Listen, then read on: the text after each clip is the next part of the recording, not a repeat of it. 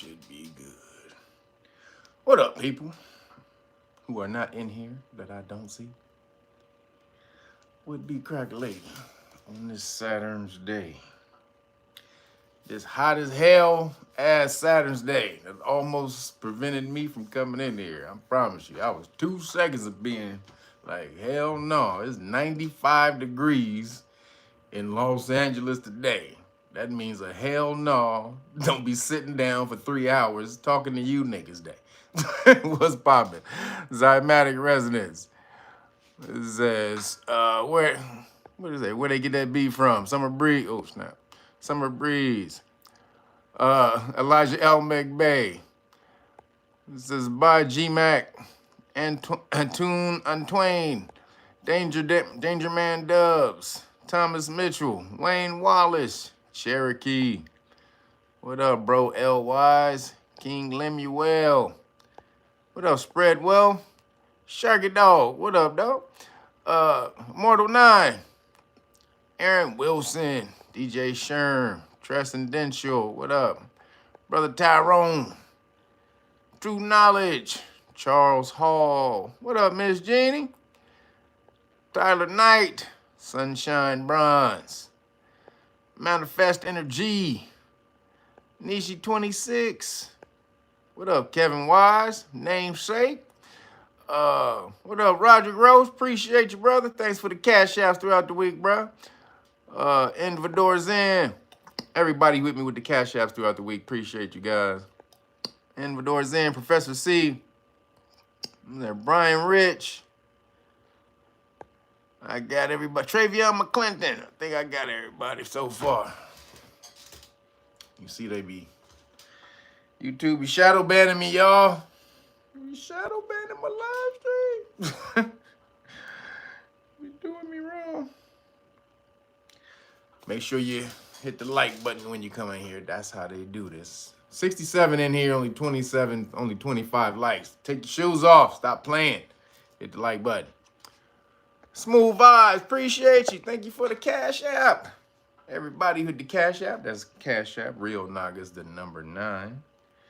Appreciate y'all. And that's anybody want to hit, again, cash app. Remember, they took me out of the monetary program. It's almost been out a year right now. You guys been hooking it up, so appreciate you. But let's keep it going. The only way you guys can support, or a few ways, is through the cash app. That's cash app. Real Nagas, the number 9. You know, my moderators, can you put that in the chat for me, please? Also, you go to realnagas.com and you can purchase this great book of melanin research right here. Boom, right here. Anybody who ordered, I wasn't able to get your book out because I was missing some cards. So I got cards. I was missing the constitutional rights card. So got constitutional rights card, so I will mail your stuff out next week. So anybody else, boom, who wants to get their books out next week, make sure you go to realnagas.com, get the melanin, everything you need to know about your melanin right here. It's 2 books. Everybody just make sure you know it's 2 books. Book 1 and book 2 right here. Again, 120 years of information on your melanin, about how your melanin makes you gods. And that's everybody. Everybody who has melanin, you just need to be able to tap into it. This teaches you kind of how, also your meditation and eating right and all that type of stuff. But boom, you have to know what your melanin can do. And that's what this book teaches you right here. And anybody who orders the hard copy, make sure you go there and get the hard copy. I'm going to hook you up with the same deal. For people, because I didn't get the cards out, I'm going to give you guys the deal that I had last week. I was only given 2 cards, but because I didn't get you guys's, I didn't get your package out, so I'm going to give you guys the deal. So remember, you guys, if you order the hard copy, you get one of these also. This is the Know Your Rights manual. Comes in the red, the blue, or the gold. Just make sure you let me know which one you want. This tells you or teaches you everything you need to know about your rights at police stops and traffic stops. So make sure you get this. We're building an army right now, guys. And if you missed the live stream, or if you saw the live stream last week, I talked about the executive order that Trump just put out and why you need to do it. And it's funny, it was one of the least seen live streams, but I was breaking down the information that you guys need. Trump just put out an executive order to help the police smash on you. So you guys better understand that's coming. So get on over here, get this manual, and break it down with your children. 30 minutes a day, 30 minutes every other day, however you got to do it. 30 minutes every 3 days, but boom, just make sure it's consistent. You need consistency. Make them write you a book report on every chapter in here. But teaching the next generation this stuff is what's going to free us, because they know at the end of the day, you are scared of the police. They know no matter what you do, no matter how many marches you got and all the rest of that, and even in your marches, you act like you ain't scared of the police, but at the end of the day, niggas are scared of the police. But what happens when you remove the fear of the police? We've done that. Once you come over here to Utopia, where we are, and join us and see how that feels. So get over here. Again, we're going to give you that. Plus, also, when they violate your constitutional rights, we're going to give you the public official bonds book. This teaches you how to go after their police insurance. Every police officer has to have insurance. When they violate your rights, boom, you go ahead and get it. $75,000 minimum. Most police officers' bonds are $75,000 minimum. And every time they violate your rights, you can go claim it. So, boom.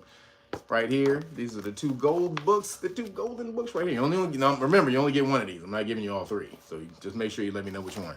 And then you get the car right here. This is what I ran out of this week, so I didn't give you. I ran out of these this week, so I just got some more. So, boom, this is the constitutional rights card. Everything you need to know about your police or your rights. Everything police officers need to know about your rights and what will happen when they violate your rights, letting them know that you're going to smack them up. But basically, it's basically Cliff Notes, the Know Your Rights manual Cliff Notes right here in this card. And then, boom, the qualified immunity. This is the gold of all golds, because qualified immunity is what police officers get when they beat your ass and they don't know that they beat your ass they don't know it was against the law to beat your butt in that way. They get off. If they whoop you in a totally brand new way, or if they didn't know they weren't allowed to do that, that's how police officers get off. That's called qualified immunity. But when you alert them they're in danger of violating your constitutional rights before they do it, and you get them on camera doing it, then they lose that qualified immunity. So boom, this is how you get them right here. And this is what you keep in your car, everybody. Keep this in your car. This is not a real shield, but it's almost like a shield. When police officers see this, they stop thinking right. They stop thinking about what they were going to do and start thinking, oh shit, maybe I need to mess with the next person. So keep this in your car, hand this to police officers. You say, I don't answer questions, officer, and just watch the reaction. All right.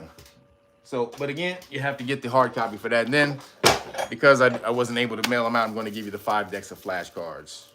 All right, I'm going to give you the deal. The 5-deck flashcard deal, because I wasn't able to mail out the cards this week. So every time I mess up, when I mail you out stuff, I give you a deal. That's how I make up for it. So boom, if you want to get in here, well, everybody who ordered last week, you're going to get 5 decks of cards. And if you want to get this card deal, make sure you get it before Tuesday, 11 a.m. You know my time when I go to the post office. Tuesday, 11 a.m. West Coast time, going to give you the 5 decks of flashcards deal. Just so you know, police stop flashcards 1 and 2. Law and government flashcards 1 and 2, because if you want to take advantage of the system, you need to know how it works. So boom, most of you have no idea. You don't even know what the 3 branches of government are, which is crazy. Even in Know Your Rights Foundation, we have a civics course. So when you come over here, we're teaching you law for free. We teach you civics as well, which is government organization. So boom, right here. And then this is the court cases. That helps you out, that teaches you where those laws came from, that protects your rights. So right here, you're going to get all 5 decks of flashcards, only till Tuesday. All right, only till Tuesday. Don't hit me up Wednesday and ask for the deal. Tuesday, 11 a.m. So I thank everybody who supports that way. Get out there and support. Oh, really quick, and everybody who wanted to learn the law for free, knowyourrightsfoundation.org.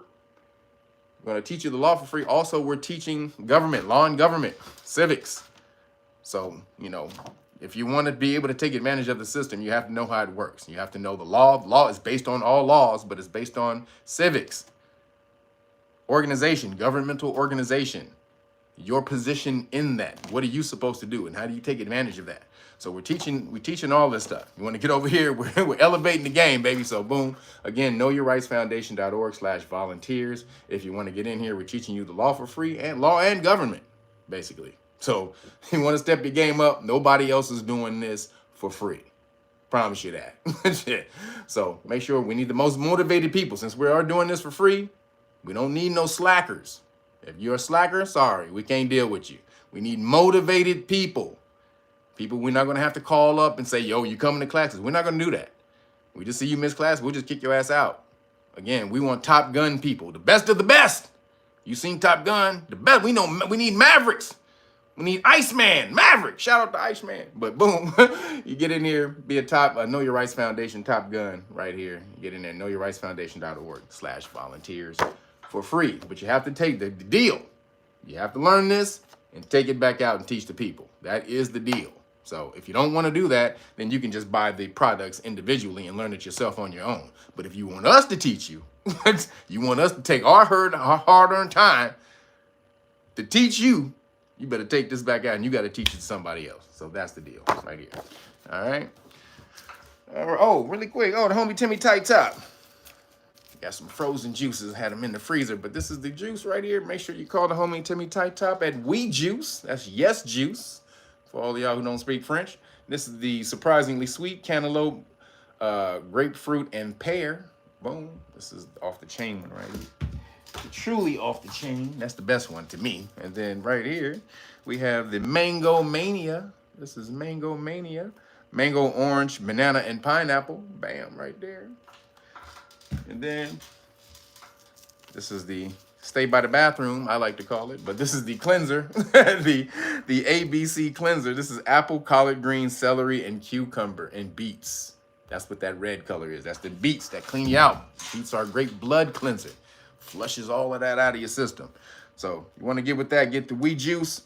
The homie Timmy Tight Top is 323-776-2587. Again, 323-776-2587. Moderators, if I have them in here, please put that number in there in the chat for me. Appreciate you. All right, everybody. Ready to get into it? It's hot as hell, so I'm trying to get through this as fast as, because I'm already starting to sweat. Because this ain't no joke. 95 degrees in California is not normal. So let's see how we're able to get through this. All right. Man, see, I'm already sweating. See, got my damn towel out and everything. Look at this. God damn, it's hot. I don't do hot. I don't do super cold. I don't do super hot. I'm right in the middle. I'm always balanced, right in the middle. I'm not this or that. I'm this and that. So I don't like too hot. Pisses me off. So we all good. All right, everybody. Did you see that another war started? So we had we got New Khazaria and Gaza. Then you got Ukraine and Russia. Then another one just started, India and Pakistan. It's like, God damn. It's 3 damn wars under Trump. Trump was all this. There was no wars under me. No new wars under Trump. No new wars. As soon as this nigga get in office, it's 3 goddamn ongoing. It's 3 wars popping off. Like, what the fuck? You know they're doing this on purpose, right? Because they know if he gets in there, it's hard to start one if you're not in one and he's in office. But if it's already going, then it's harder to stop when he's in there. So they're like, all right, Trump, we listening. We not listening to you. But they are listening, because today, just a few hours ago, apparently Trump, he tweeted or whatever, he said he got Pakistan and India to agree to a ceasefire. That's some quick work. That was, they basically were firing on each other for about a week, about a good week or so. And then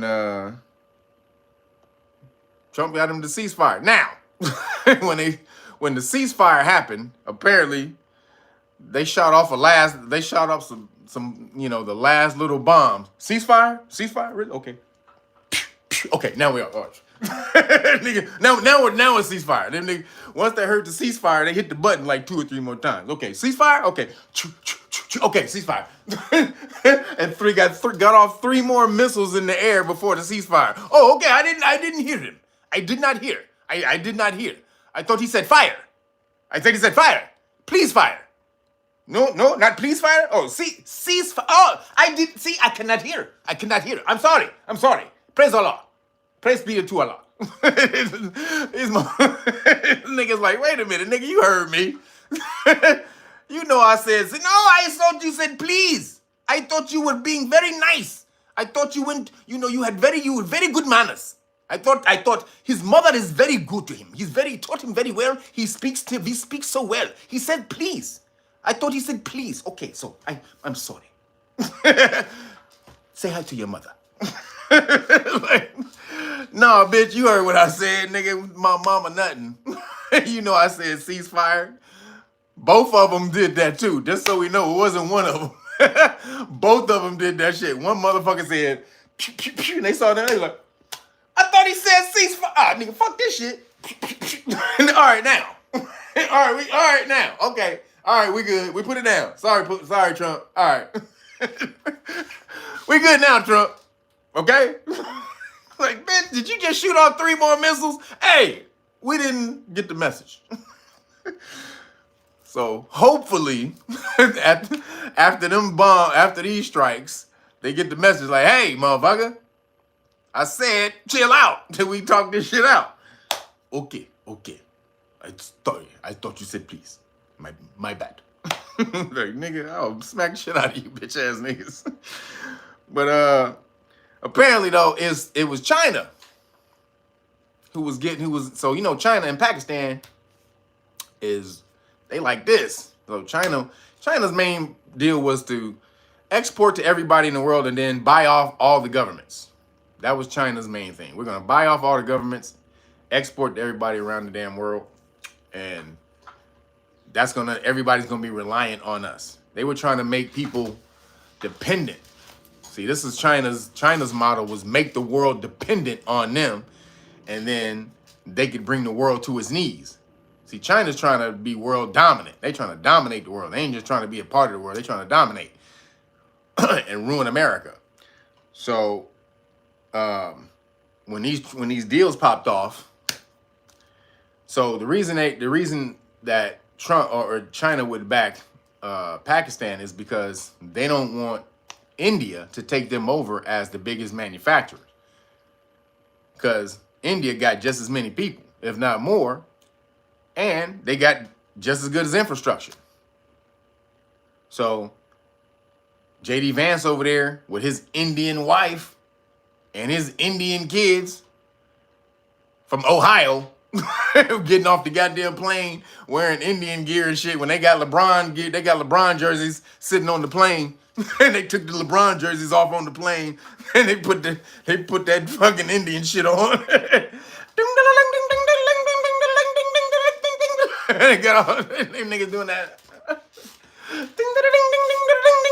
And they like, can we stop now, Dad? Can we stop now, please? No, don't do that shit. Nigga, JD Vance like, nigga, don't make me beat your ass, nigga, do it. Nigga.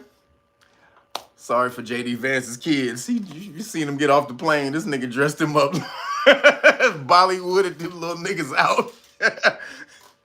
Like, nigga, we watch LeBron James, nigga, play PlayStation, motherfucker. We don't do this shit. The fuck is you talking about? Nigga, the game on. What time the game come on, Pop? We supposed to be watching the game right now.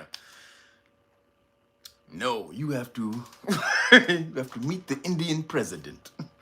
So we'll see what happens. China's trying to work some low magic, trying underhanded magic to try to low cut India because they don't want India to be the manufacturing. So if they can get India into a war with Pakistan, that's going to just siphon all their resources. Not to mention blow up a lot of their infrastructure. If it really goes that way. And then if they can get them niggas to launch, they both got 170 nukes apiece. So if he can get them to drop a nuke or two, China's like, cool with me, my nigga. You know what I'm saying? You might want to drop a nuke. You know what I'm saying? I'm out of it. I'm over here. You know what I'm saying? I ain't got nothing to do with it. But if it was me, I might think about dropping one of them 170 nukes I got. You know what I'm saying? That's all I'm saying. That's all I'm saying. You know what I'm saying? I'm just thinking out loud, brother. I'm just thinking out loud. That's all. Like, nigga, nah.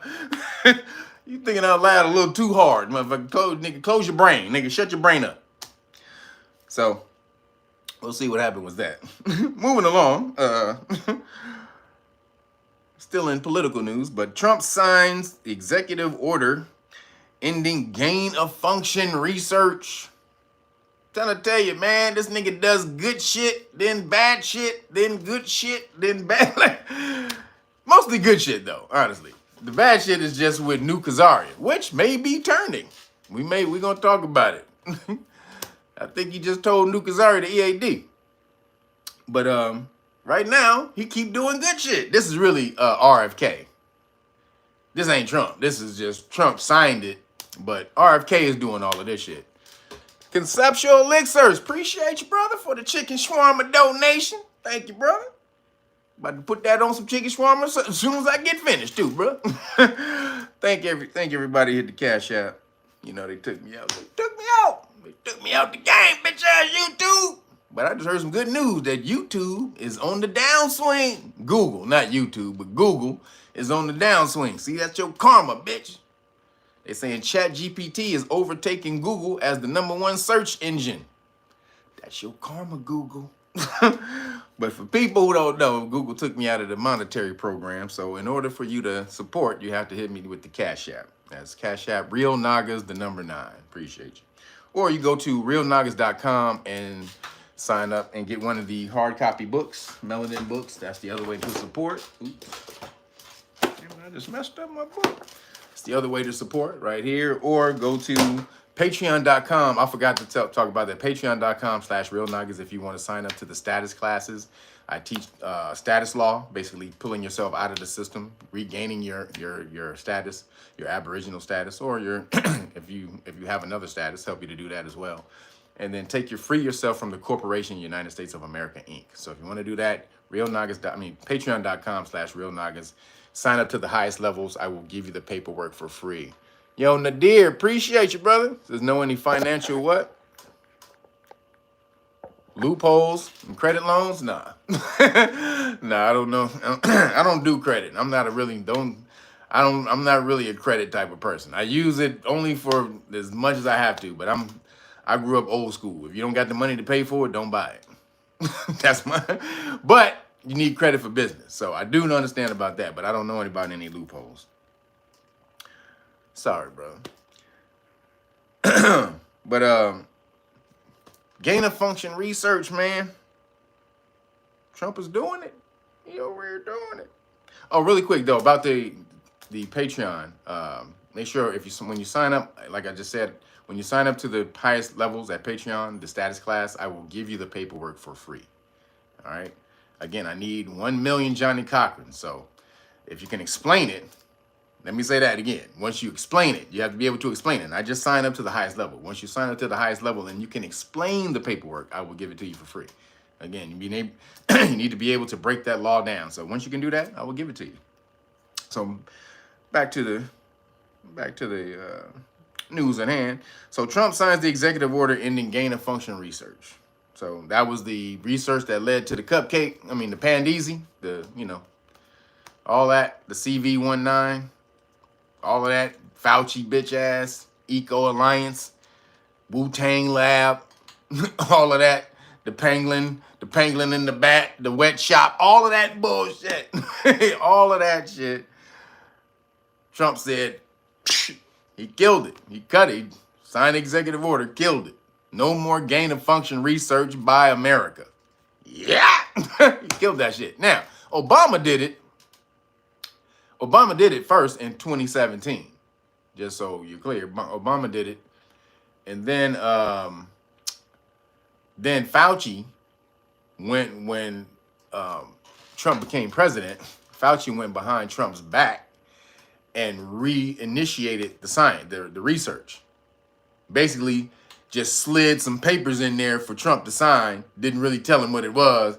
Trump signed it and got the research going again, not knowing what he was doing. So basically, Trump hate Fauci for that. Trump got so much backlash for starting the Pandeezy. He hate Fauci. He hates Fauci, bitch ass. So he just signed that executive order. No more gain of function research.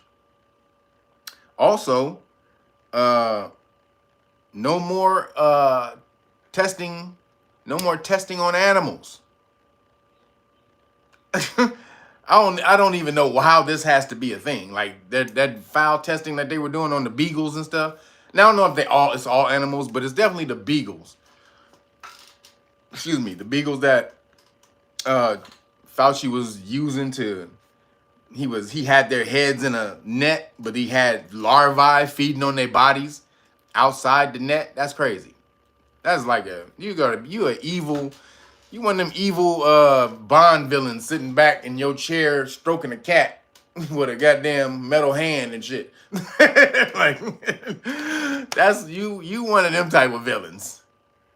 Like you are the ultimate villain. If you can torture dogs. Beagles, little beagle puppies. You evil bitch. Goddamn.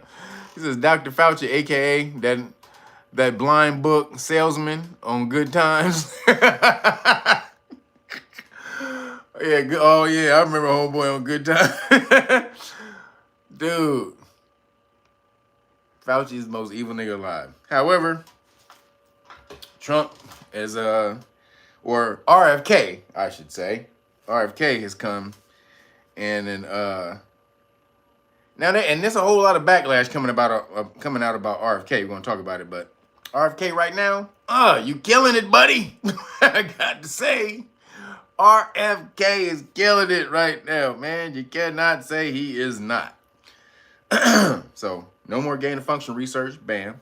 Now, if they don't sign, they have to sign it into law. It's only an executive order. So if they don't sign it into law, the Democrats can bring it back. Would you say, Ms. Jenny, that now they finna test on people? No, they not. I don't think they can't test on people unless without your consent. I mean, they do testing on people with your consent all the time. So that's where those weird ass science movies, those sci-fi movies be coming out. Like what was that movie? What was that movie with the Firestarter? You ever see Firestarter with Drew Barrymore? It's one of the dopest movies. To me, that's Drew Barrymore's dopest movie ever. Still, she was like 10 years old, and she killed that role. But in that movie, I don't want to spoil it, but in that movie, her parents were test dummies. They were test subjects for new drugs. And the drugs gave them some kind of superpowers, and they had a baby, and their baby was able to start fires. So they've been doing testing on humans for a minute, Ms. Jeannie. But we're going to see where it goes. Moving along. Biden, this just came out with, what's his name, Rubio. He just said this at the what was it, the cabinet meeting, the meeting for the cabinet members the other day. He said, Firestarter was that joint. What you know about Firestarter, Roger Gross? You don't know about that Firestarter, boy? Drew Barrymore was a gangster. God damn, you never seen Firestarter? Holy shit. The last 20 minutes of Firestarter is, what? The last 20 minutes of Firestarter is me if you piss me off. Let me say that right now. The last 20 minutes of Firestarter is me when you piss me off. That movie is goddamn. I identify with that movie so much. Off the chain. But so Biden, Rubio just he just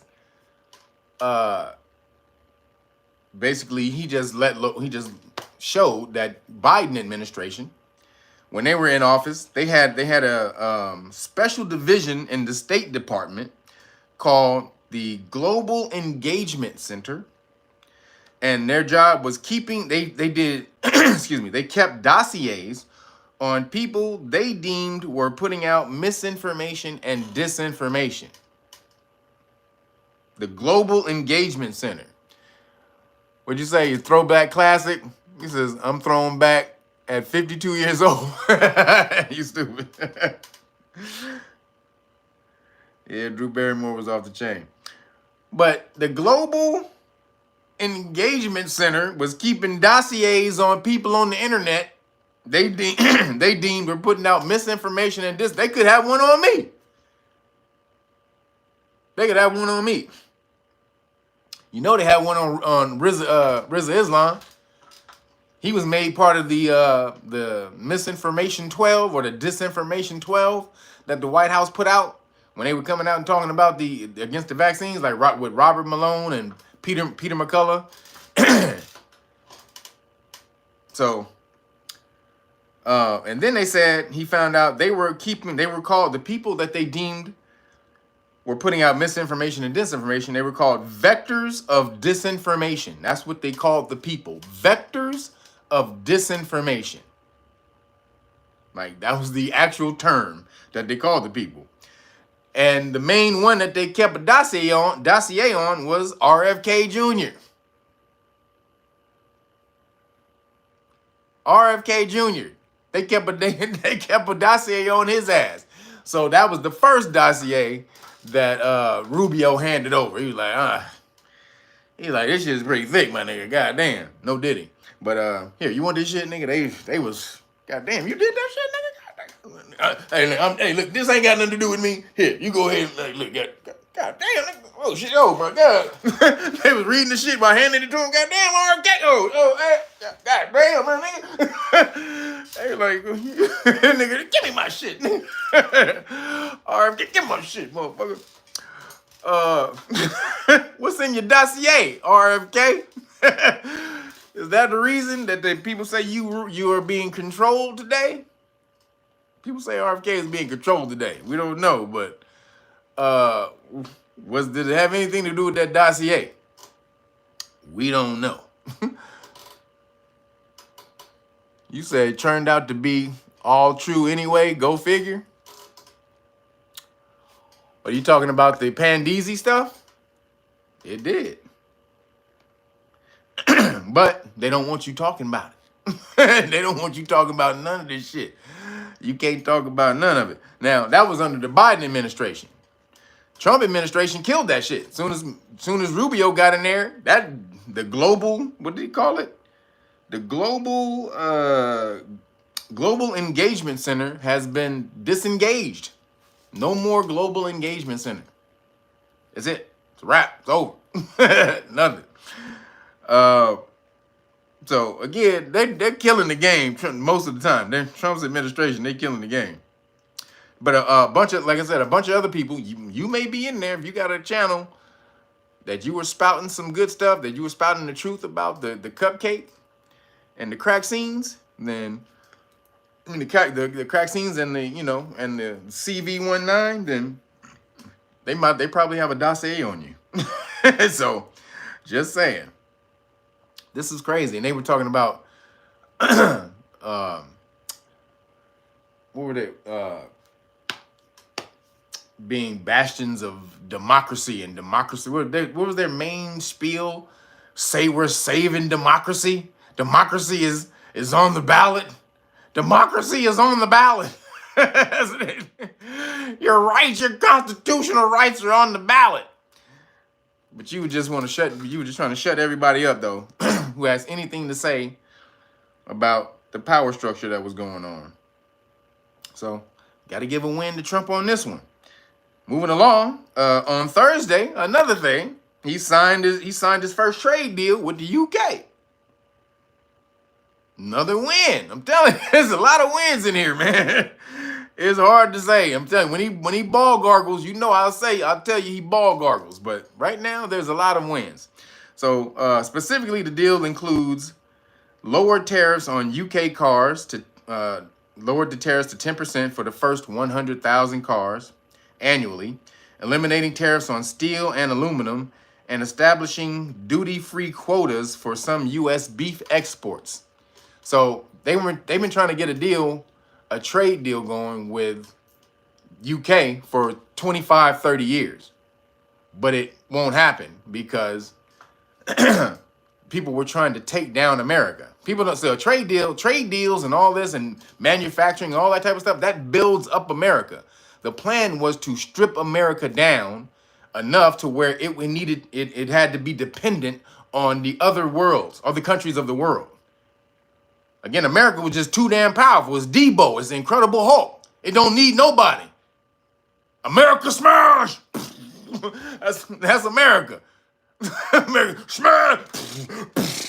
They like, we gotta take that bitch ass nigga down. So you can do it slowly. Death by 1,000 cuts. And you take America down, and then the one world plan is able to go into effect. We're able to merge America into this one world socialist government that we're trying to create. Really a communist government, but socialist communist. And America ain't having it. America, well, the politicians were going right along with it for the longest time, which is why you can't get any trade deals done, because they were punking the politicians in America. Like, they have trades on the goods that we want to send to Britain, to the UK, but American politicians weren't charging them tariffs back over here. They were like, okay, you can charge up tariffs. Sorry. Did we make you mad? I didn't mean to make you mad. Sorry, guys. Sorry. We can continue business as usual. Sorry, guys. So that's what they were doing for 25, 30 years. Every time they say they want to go to get a deal, and UK would be like, nah, we want to keep it the way it is. And in America would be like, all right, sorry, we mentioned it. Sorry, guys. Sorry. And Trump went over there and just said, bitch, fuck your deal, bitch. So, and then he did say, though, the reason that they were able to get the deal done was because he blew up the whole trade platform. That's the only way he was able to do this deal, is because he blew up the whole trade platform, and everybody had to make deals. Everybody had to make deals, because if he didn't do this, then UK would just go to somebody else, right? And they would just go to somebody, boom. But Trump told all the countries to EAD. So that fucked up all of their economies. So now they have to deal with America. All of them have to deal with America. So just really quick, just some key points of what it does. Key points of the deal. Automotive tariffs. UK cars imported into the US will have tariffs reduced from 25.5% to 10% for the first 100,000 vehicles annually. Steel and aluminum tariffs. The US will eliminate tariffs on steel and aluminum imported from the UK. All right. According to, agricultural markets, the UK will increase its quota for beef imports from the US, will increase its quota for beef imports from the US and will remove a tariff on ethanol. All right. So this is why this deal is really smart for Trump. In a minute, I'm gonna tell you. Economic security cooperation. The deal includes provisions to strengthen cooperation on economic security measures, including export controls and ICT, was information communication technology. And then duty evasion customs cooperation. It's the last one. Both countries agree to work together to combat duty evasion schemes and the illegal transshipment of goods, according to the White House document. So a whole bunch of shit going on. But why is this deal good for Trump and America? Because they weren't charging tariffs on anything for for UK. There was no tariffs. Charlie Scott, thank you, brother, for the cash out. Won't y'all be like Charlie Scott there, boy? Appreciate you, brother. Thank everybody who hits me with the donation, guys. You know, appreciate that. Damn, where's my train of thought? God damn, I lost my train of thought. Charlie Scott, hit me with the goddamn donation. Damn, what was I about to say? Damn it, you made me lose my damn thought. So, oh, why the deal is good for America. So, America, when Trump put on the tariffs, he hit America with they have a the UK has a 27.5% tariff, right? That's what they have right now. That's what he initially put on their tariffs. So they had no tariffs. They had 0. So Trump came in on tariff day. He gave them a 27.5% tariff, right? So they come over and they says, all right, look, they had, and whatever I forgot the tariffs there, the percentage they were charging American goods. It was pretty up there. It was something around like 15, 20 some percent, right? So Trump says he gets over there, he gets the deal. He gets them to lower their tariffs to only 1%. UK lowered the tariffs on America, over in the UK, on American goods to 1%. And Trump, he gets to keep the 10% tariff on the UK, which there was none before. So not only did he lower the tariff percentage that America was paying into the UK to 1%, he got them to agree to a 10% tariff for their shit coming over here. Smart as fuck. Like, nigga, you know you need our market, nigga, so we're gonna need you to lower that tariff to 1%, and we're just gonna keep the 10% tariffs on, you know, just as a baseline, you know.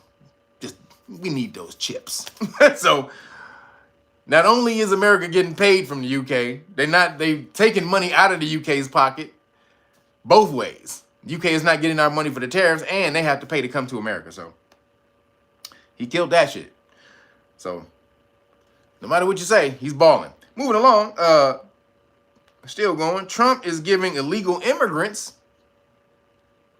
$1,000 and a free trip to self-deport. Hey, baby. Salam alaikum, my niggas. Peace out, girl. You know $1,000 in your country is like $20,000. Y'all better take that shit, go back to your country, and live it up. 1,000 American is like $20,000 in fucking Honduras somewhere. Like fucking South America. That shit is 20 grand. You better take that shit. That shit is almost 20 grand in Mexico. $1,000. You better take that damn money. Go back to that your South American country and live it up. Get you a nice little straw mansion on the beach. Even build you a fucking little straw mansion hut on the beach, nigga, with some coconut trees outside. That's what you better do. Cause he also he says, so this is how the deal goes. If they self-deport, they give a free trip. You get free trip and you get to come back. You get put on like an expedited list to be able to come back, to apply to come back. You get on an expedited list to apply to come back, and you get $1,000 stipend, which they say, you know, little pocket money, little $1,000 pocket money. So we'll see how many people take it. I don't know if a lot of people think a lot of people will probably think, well, I can make $1,000 here, you know, faster than if you don't catch me. I can make way more than that if I just stay here. So we'll see how that goes, but this is only because the courts are trying to stifle him and said that he can't, there's a hold on him deporting people. So he's trying to figure out 18,000 ways that he can deport people, and by going around the damn court, which is crazy. He doesn't really have to do what the court says, but I guess he doesn't want to destroy the system, so he's going to act like he does. But it saves money. It costs $17,000 to deport one person. $17,000. It only takes $4,000 on this new plan. The whole thing, the whole plan, shipping them back, giving them $1,000, all of that, everything. Ride to the police, ride to the airport, all of that shit. Only $4,000. That's crazy savings right there. If I was Trump, I would give everybody $2,000. If it's going to take $17,000 to send them back, and you're spending $4,000, you can at least spend $5,000 to $6,000. I would say, all right, look, I'm gonna give you at least $2,000 to $3,000 to go home, pocket money. That's probably when they would leave. If you gave them $3,000, $1,000 probably ain't gonna do no money. If you raise that shit to 3 G's, oh, they fucking with you then, Trump. Promise you, they gonna fuck with you then, boy. Gotta be 3 G's. Hold on.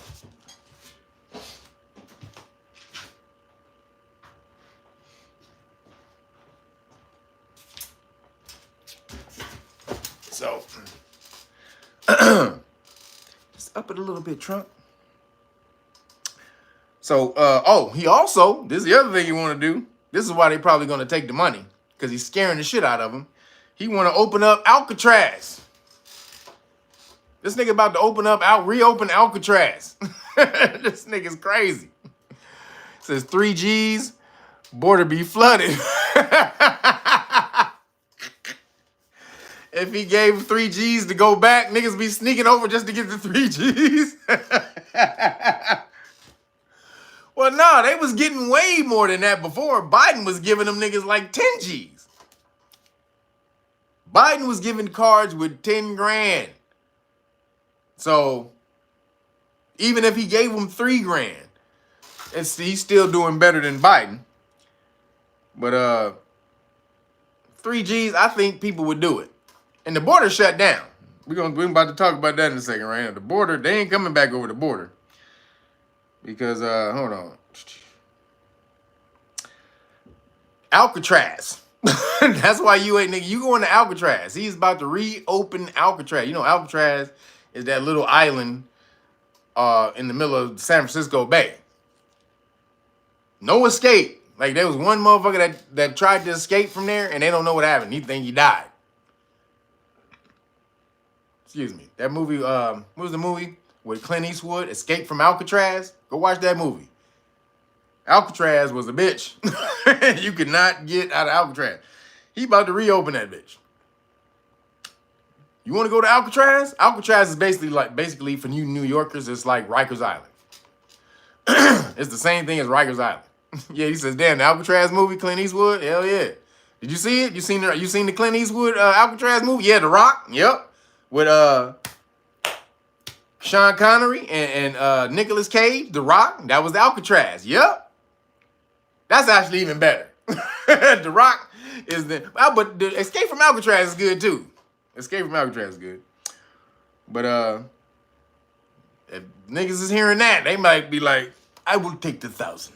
I will take the $1,000. Also, he's authorizing the military. This is crazy. This is why they're going to have to. The border is about to be shut down forever, y'all. I don't think we about to ever have a border problem ever again. Because now, Trump is authorizing the military to take over 700-mile strip of land at the border and turn it into a military base.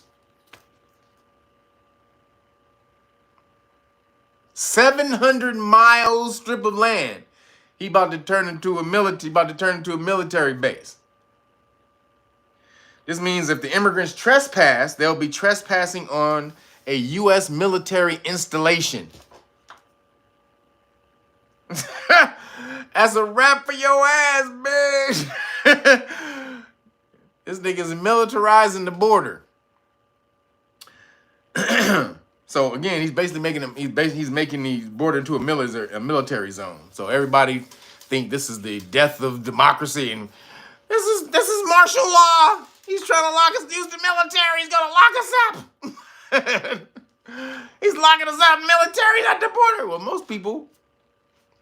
Yo, Curtis Neal, appreciate you. Boosie from Chicago, appreciate you, brother. But most countries have military at their borders. We just don't. America's the dumb motherfuckers that don't have military at their borders. I mean, they do, but they don't do shit. They don't have no power to do shit. They have border patrol, but that's not really military. Trump is putting the army at the border. Building a military base with tanks and all kind of shit. Fucking missiles and drones and the cartel niggas is done. Them cartel niggas is through. They are done. He is about to wipe out the whole cartel. That's his goal. His goal is to wipe out the entire Mexican cartel. All of them. Not just all of them. This nigga's about to wipe them all out. This nigga's on the border right now getting strategic, they're doing recon. right now. They're doing intelligence and recon on the border right now. Y'all know what that is. Reconnaissance is going in, gaining intelligence about where these niggas live, their operation, what would be the best place to hit them, the best place to weaken them, all that type of shit. That's what they're doing right now. So when it's time to strike, that shit is going to be like 2.2 minutes, the fight. The fight is going to be 2 minutes. That's going to be 2 minute long fight. They are gathering they are strategically planning how to go after all of them. You ever see, I know you have. He's doing the Michael Corleone. You seen The Godfather. Everybody's seen The Godfather, right? Come on. If you ain't seen The Godfather, you need to get the fuck out of my damn live stream. If you ain't even seen The Godfather, you got to go. But The Godfather, Michael Corleone, when he at the end of Godfather 1, and all these bitch asses, when the Don, who was gonna be the new leader, the new head of the mob, it was in doubt. And Michael Corleone, you know, he was the son of the Don, but he didn't have no real respect from nobody though. And so, but he had respect from his family, and so he was the head of the family. And Michael Corleone, sorry if this is a damn spoiler. The movie's 50 years old, goddammit. So, Michael Corleone, all the people who plotted against his dad, who took his dad out and all the rest, who tried to take his dad out, all that shit. He had a whole bunch of niggas. All the people who was messing with him, the niggas, the mob people he was having a problem with in Vegas, the people, his brother-in-law, who smacked up his sister. He had a whole lot of beef. This nigga had a whole lot of scores to settle. At the end of the movie, Michael Corleone is at his nephew's christening, and then they're christening the baby, and they said, Michael Corleone, do you renounce Satan? And he goes, yes, I renounce him. And then literally the next shot is all these niggas getting taken out. All of his members get shot in the face. Bop, bop, bop. Nigga, that one shot, one fell swoop, he took all them bitch ass niggas out. That's what the military in Trump is about to do to the cartel over there. And fucking, they're about to do a Michael Corleone. He already asked the president, he said, look, you want me to send the military right now? And she was like, no. She knows if Trump allows the military to go over there, she dead. The cartel will kill her that night. So she was like, no. She was like, no, don't send them over here. Like, all right, man, you better, we a phone call away. You need me to be over there, girl. That's all you got to do. Hello? She was like, hell no. She's a part of, she's on the tape. The cartel put her in power. So if she let Trump over there in the military over there, she did. So I just want to see it though. Cause fuck them cartel niggas. They be trafficking kids and shit. All them damn kids they traffic and get killed and get put on drugs and sexual, fuck that shit. Fuck them. Yes, Trump. Smash on them niggas.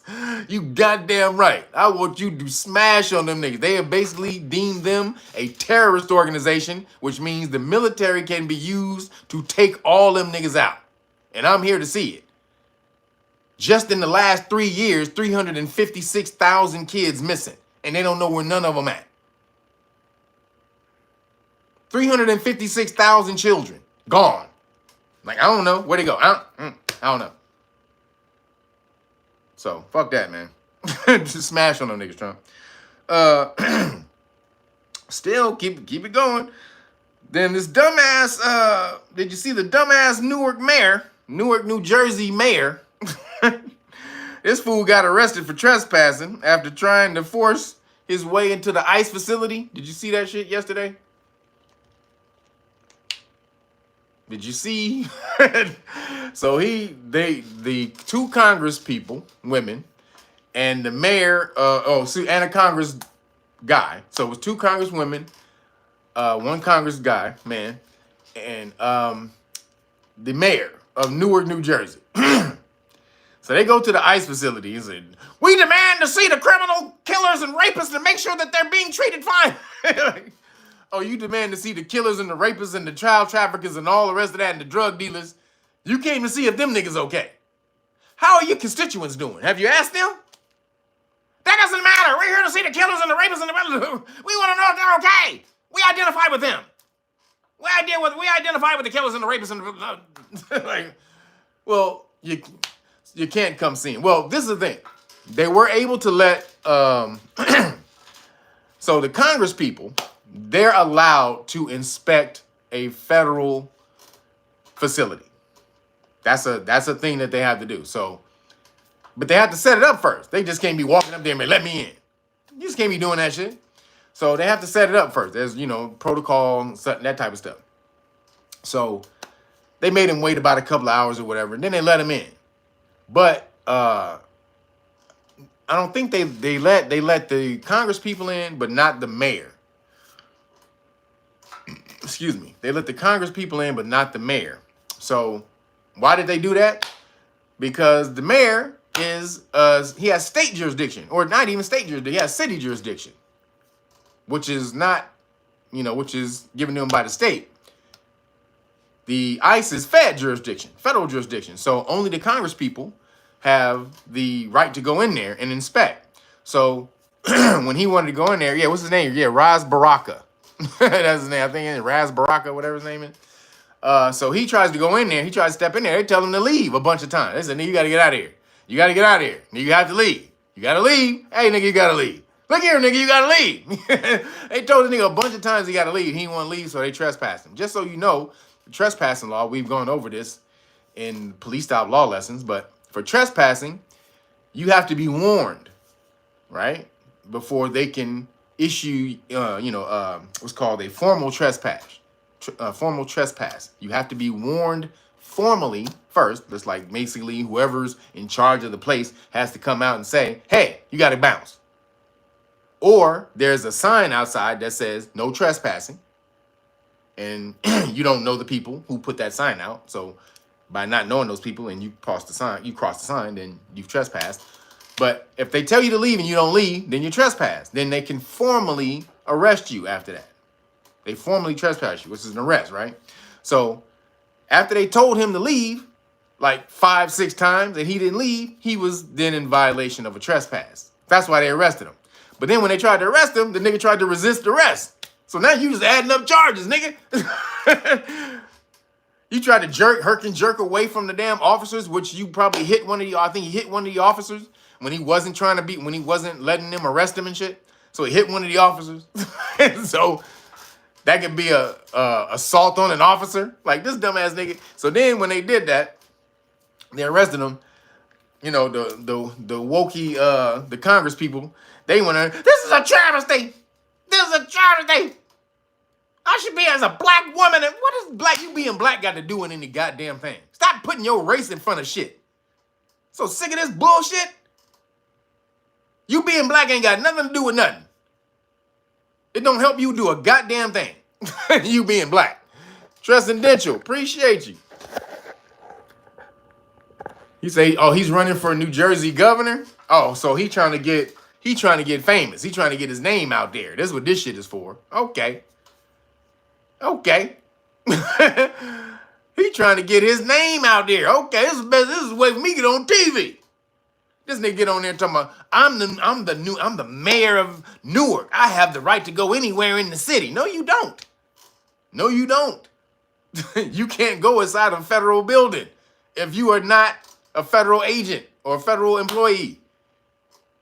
So that's why this fool got arrested. And it's a valid arrest. And all these damn people, they held a big ass rally outside the shit for him. Free Baraka. Free Ron Baraka. Oh, Broderick Enoch, appreciate you, brother. Thank you, man. Everybody for the cash out. Just trying to drum up a whole goddamn scene. For what? You for this dude going in there trying to make sure criminals, illegal immigrant criminals, are being treated properly. That's the hill these Democrat fools are trying to die on. You trying to ride the goddamn, just trying to ride it off, huh, to the sunset. Illegal immigrants, killers, gangsters, drug dealers, all of that. That's who you trying to protect, not your people. Nah, this is the political football we want to run with. Okay, well, let's see how that work out. That is some straight bullshit. And again, man, these women who think that they're going to run the country by emotion, they need to chill with that shit. Too many of these women who are in Congress think that all they have to do is get up and yell at you and things are going to change. That's not how things change. Emotion is the fuel for the mission. It's not the mission itself. You have to do the work. You have to come up with creative things, ways to make people be able to succeed and prosper. Not just get on the goddamn soapbox, be talking about some damn illegal immigrants all goddamn day, screaming democracy, a constitutional crisis, a crisis of democracy and all. What the fuck? You don't even know what that means. You're just saying words. Words that nobody give a shit about. The Democrats are done. And you know how they done? Because the two parties are complete different parties. You got one party who's pro-Israel and capitalist Democrats. And then you have the socialist Democrats. So you got capitalist Democrats and socialist Democrats. Those two things don't go together. The only thing they agree on is they don't want Trump in office. But that's not something that you can be cohesive on, that you can build a community on. You can't build a foundation on hate. If you do, it's going to be the most rickety, rockety foundation of all time.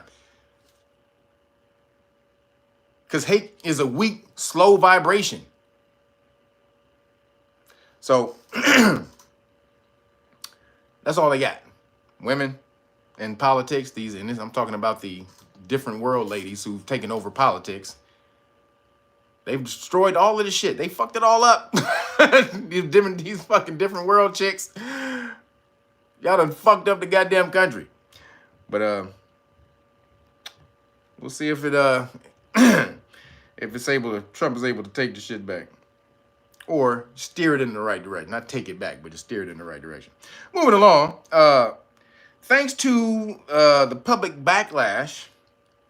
Thanks to public backlash, Congress fails to vote on bill. Yo, Deotis Dixon, appreciate you, brother.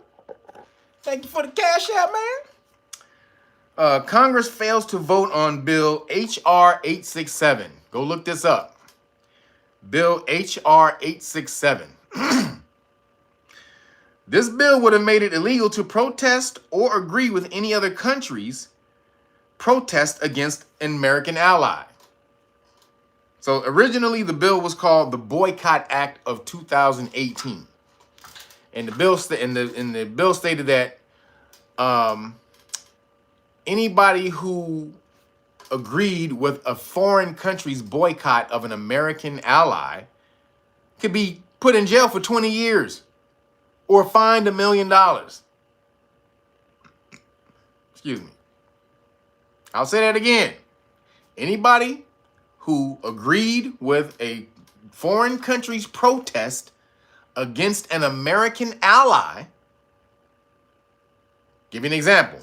If you agreed with, let's just say, Saudi Arabia's protest against Israel, if you agreed with that, you could be put in jail for 20 years and fined $1 million. $1 million. Now, it didn't say, it just said in the original language, it said foreign, hold on, the original language said foreign government or, excuse me. So the original language said foreign government. They added just now to the bill that didn't pass, but they added foreign government or international governmental agency. again, or international governmental agency. So what does that mean? So again, the bill stated that you cannot agree, not agree, but you couldn't ally with a foreign country's protest against an American ally. And if you did, you could be fined $1 million and in prison for 20 years.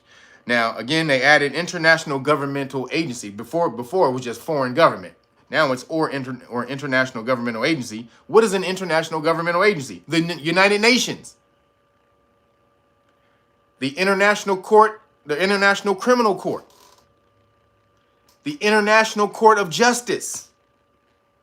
These are all international governmental agencies. And they all have said that New Khazaria is committing a genocide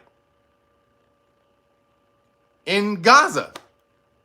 This is what they said. The UN said this. So don't come at me, YouTube. But the UN, the international, they all put out this warrant for Netanyahu, bitch. There is a warrant for Netanyahu. He cannot land in any other country in the world other than America, or they will arrest his ass. America and New Khazaria. Those are the only two places this bitch ass nigga can go in the world right now. So this means if you agree, as an American, this is before the bill, if you agreed with the United Nations declaration that New Khazaria is committing genocide, or that they're starving the people out, or any all of it, whatever the International Court of Justice, if you agreed that the International Court of Justice, with the International Court of Justice, that they deemed them a criminal, Israel doing war crime, if you agree with any of that shit, you could be thrown in jail for 20 years. And so Marjorie Taylor Greene and a bunch of these MAGA people, they blasted it. Boom, boom, boom. They were putting it on Twitter everywhere. And before they signed it, it got such a big backlash, they pulled it. They didn't vote. They pulled it. Which usually means if they pull it like that, they didn't really want anybody to get a look at it. Because even so, they probably could have put it in there and voted on it, but they didn't want nobody to look at it because they're going to put it in somewhere else. They're going to put this bill in somewhere else in what they call an omnibus bill and shift that and stuff that shit in there. They're going to try to anyway. So again, American citizens can go to jail for criticizing Israel for 20 years and $1 million fine, and fined up to $1 million. Now, again, that's was supposed to be the bill that got washed away, that got wiped out.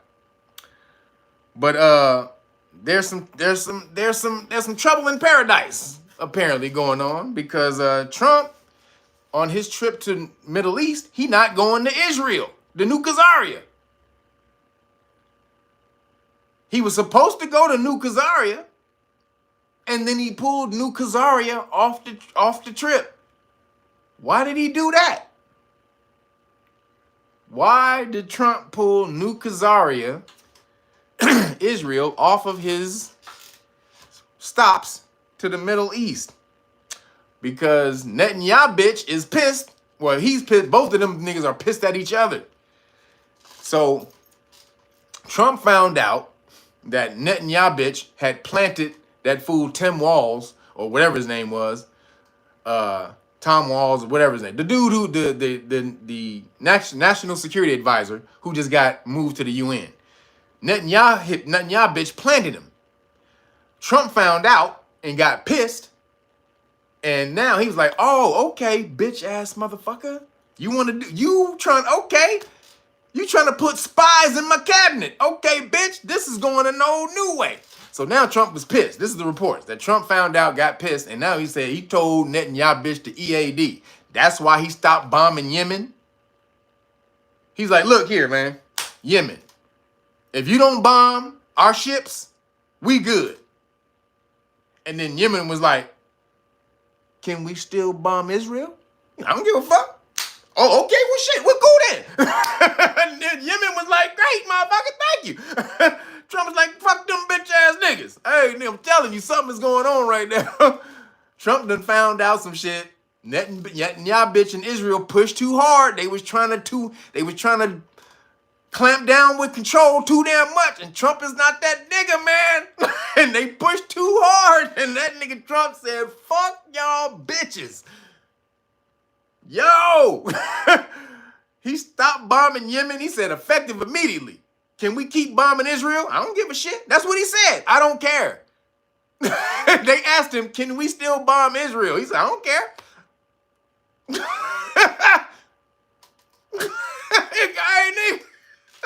Not that you want Israel to get bombed, but nigga, hey, that means Trump don't give a flying fuck about Israel right now.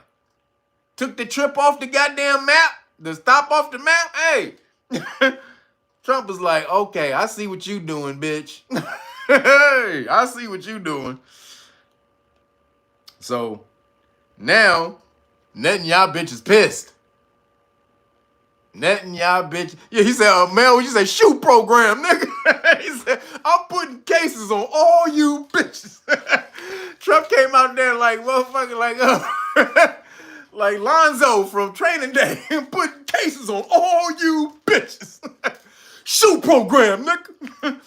Oh man, shout out to Denzel. But that's how Trump came out. After he found out Netanyahu tried to implant people into his cabinet, oh, he was pissed. He was pissed. That nigga said, fuck that bitch.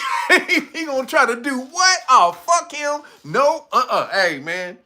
So, I'm here for it, baby. I'm all here for it, Trump. Fuck Netanyahu bitch, my nigga. Oh, man. That's the reason he told. Oh, and he's calling in on the idea. So IDF.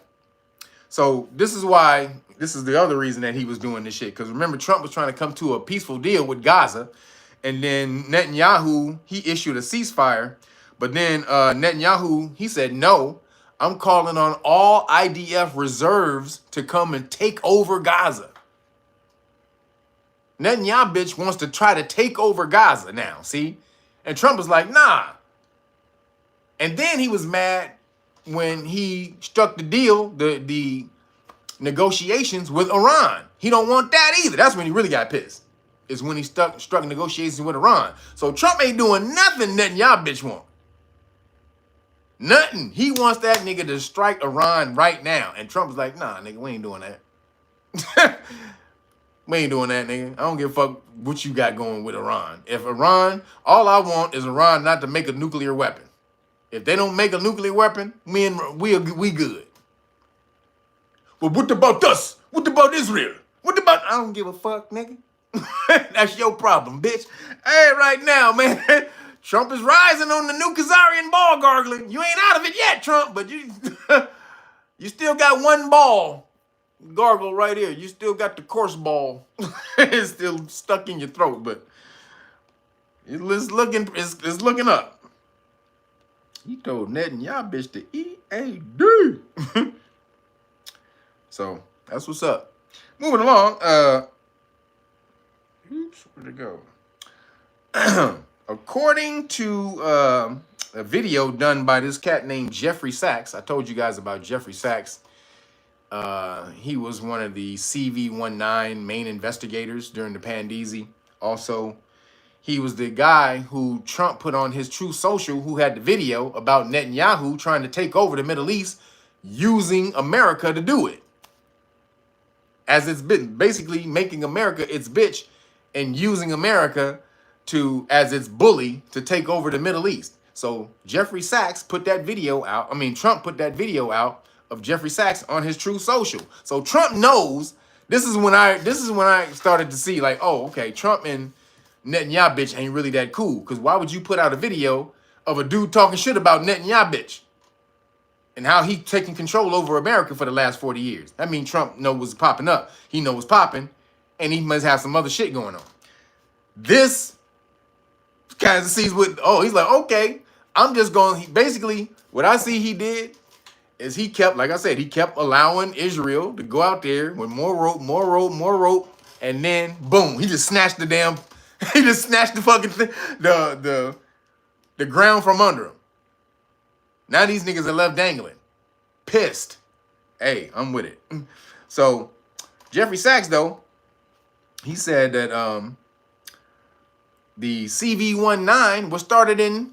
So remember, so check this out. We talked about last week how China. Oh, so remember before Trump came out because he was trying to hit China with with some strategy, with some tariff strategy.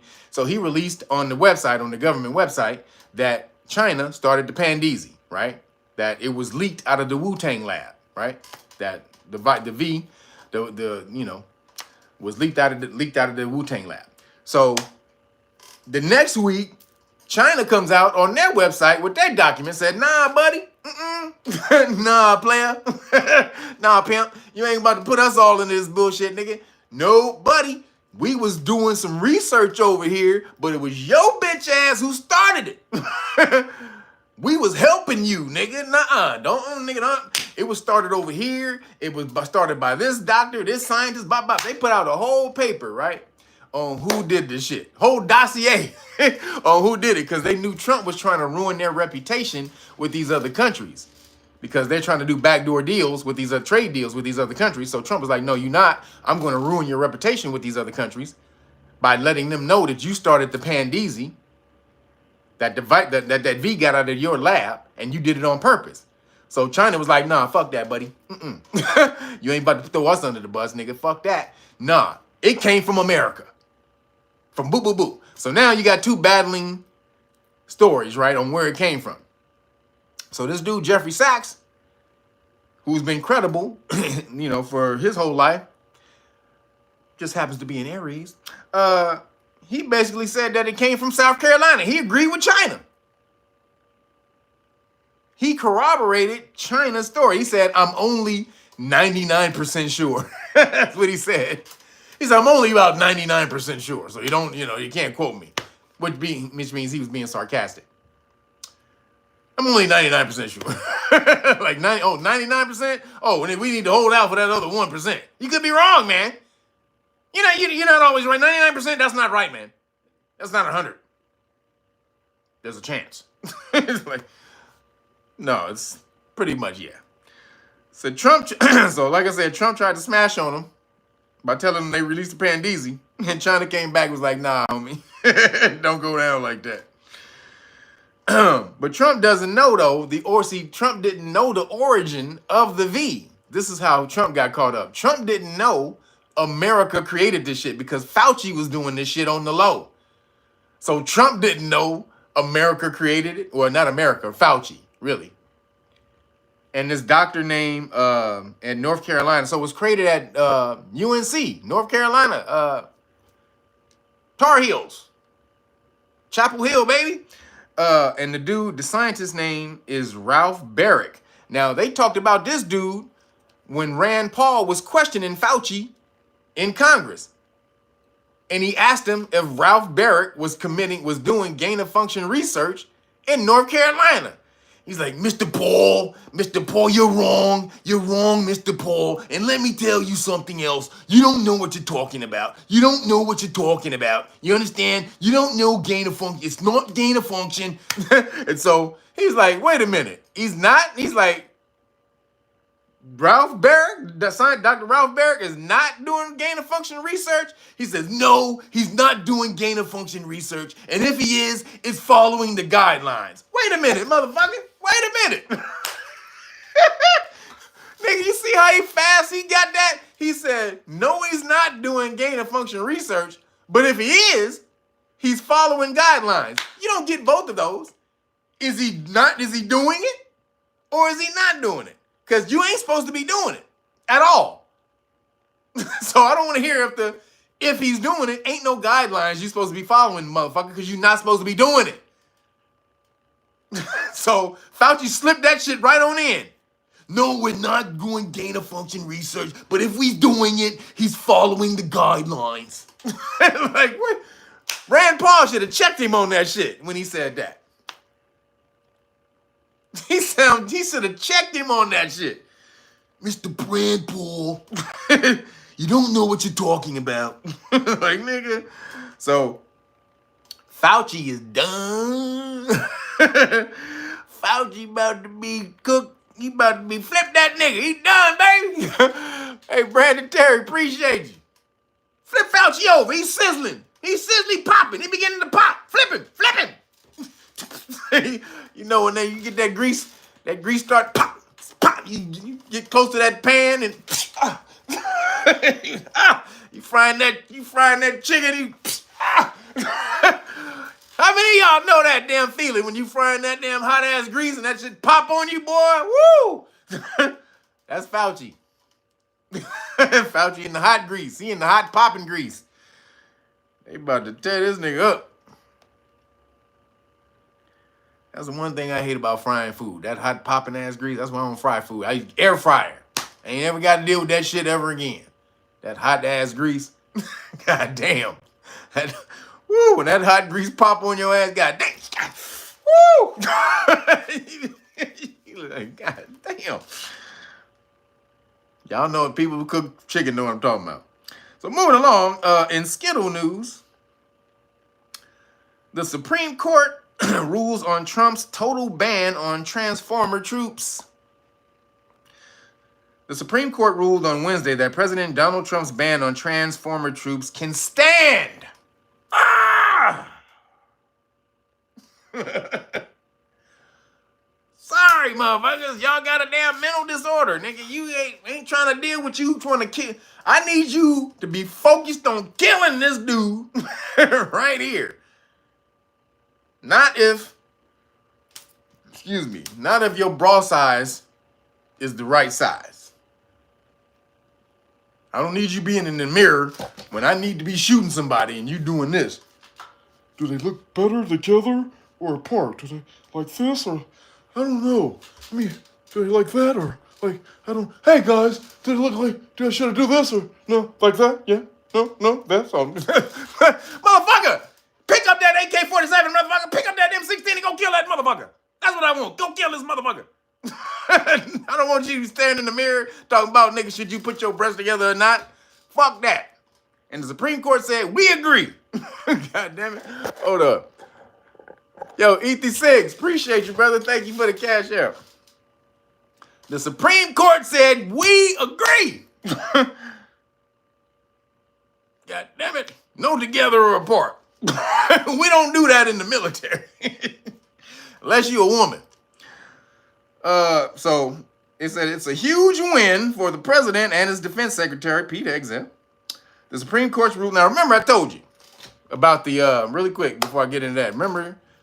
So they said the recruiting is up like couple 100% for the military, which that's not necessarily a good thing. But the reason it's up is because remember the campaign they had.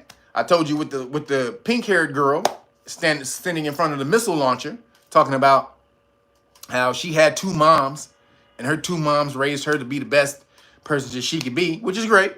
That's what they should do. But she said, now I'm in charge of this missile, whatever the fuck that thing was. And I'm in charge. I'm a military, blah, blah, blah, blah, blah. And I'm in charge of, like, I don't need to see that. I don't want you, That ain't the temperament I want of somebody in charge of a goddamn missile launcher. I want you to be like, nigga, ready? Yep, ready? Just say when. I don't need to know nothing about your mamas, your pink hair, the old being in the army. Be all that you can be. Motherfucking swords and shit, the dragons and all that shit, climbing mountains. They got back to that shit. So they said the Supreme Court's ruling lifts a lower court's decision to pause Trump's policy, with the administration called dramatic and, or which the administration called dramatic and facially unfair.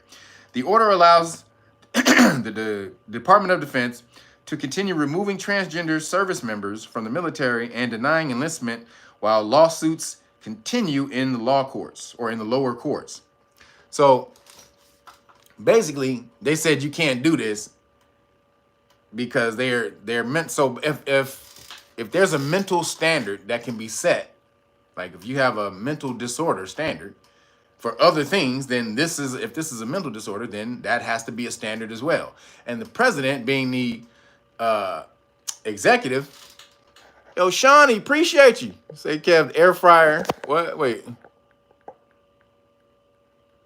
Air fryer, no bueno. Ninja crispy is better. I beg to differ. Sorry, girl. I beg to differ. You better Ninja crispy. I don't know what the hell that is. I got a big old 9-quart air fryer. My shit is huge. I can throw a whole damn turkey in my shit. I got a big ass air fryer. I can throw a whole turkey in my shit. Like a big turkey too, not like a little turkey. I can cook a whole turkey in that shit. So gotta go with my air fryer. I'll look at the what is it, the crisper, Ninja crisper. I'll check it out though.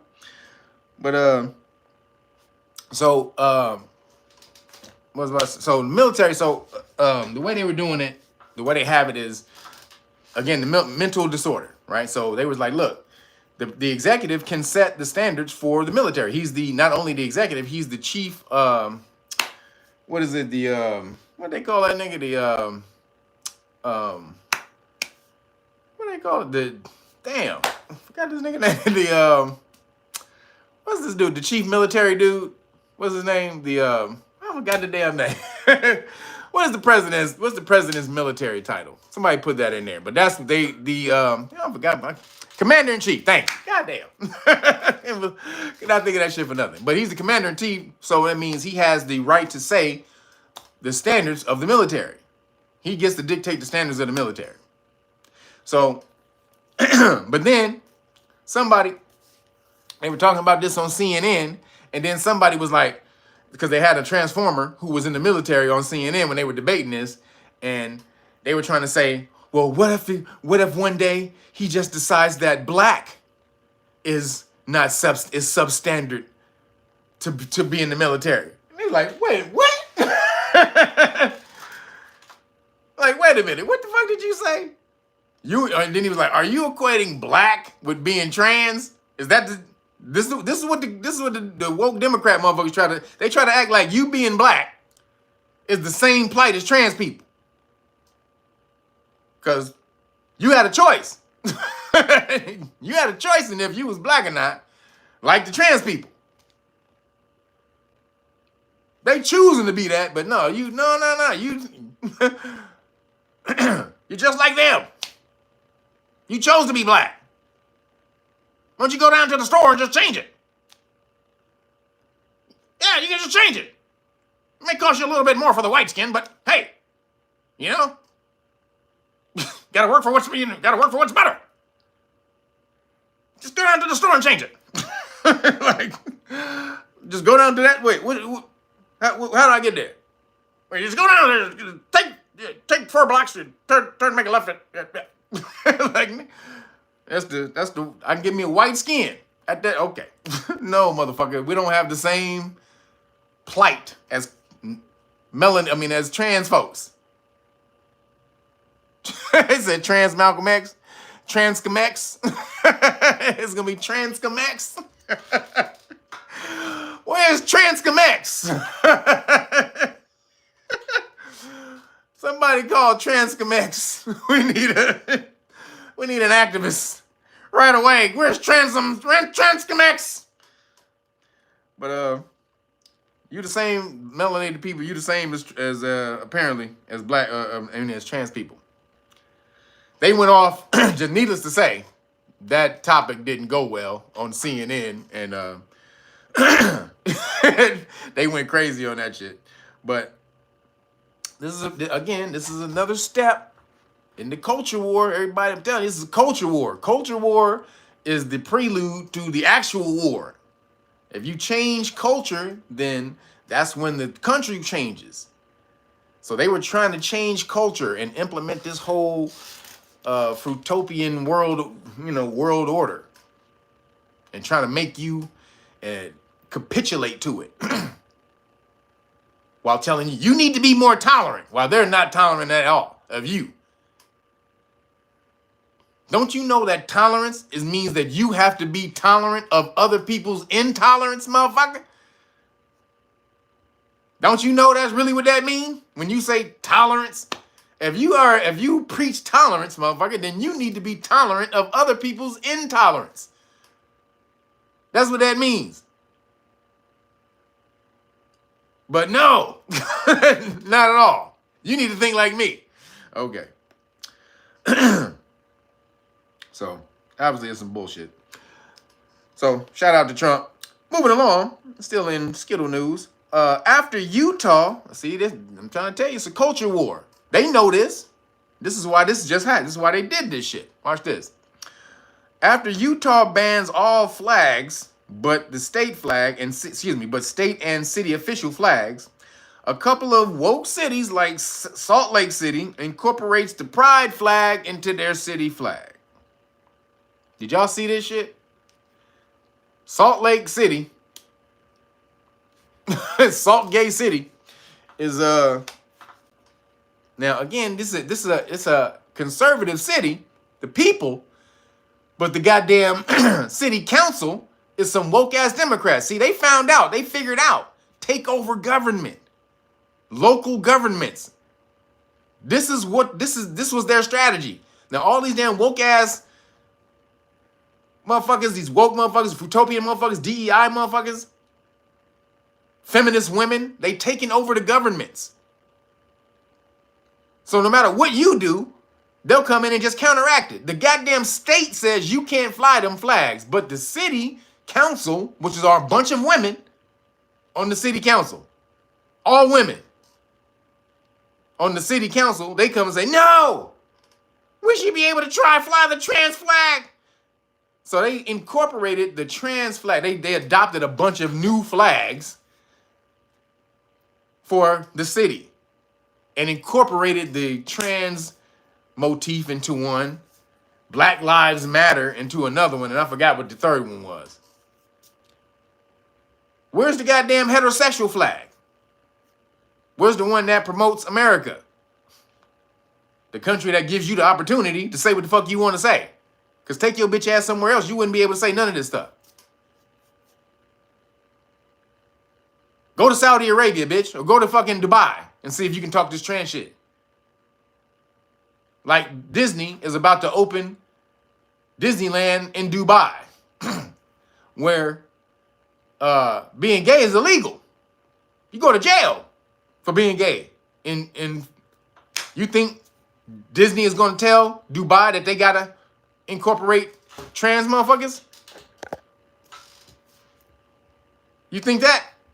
Hell no. Disney ain't about to tell Dubai shit. They're not about to tell Dubai a goddamn thing. So they know where they can preach this bullshit and where they can't. And they try to implement this stuff. So this is forced here in America. So I want to see the straight flag.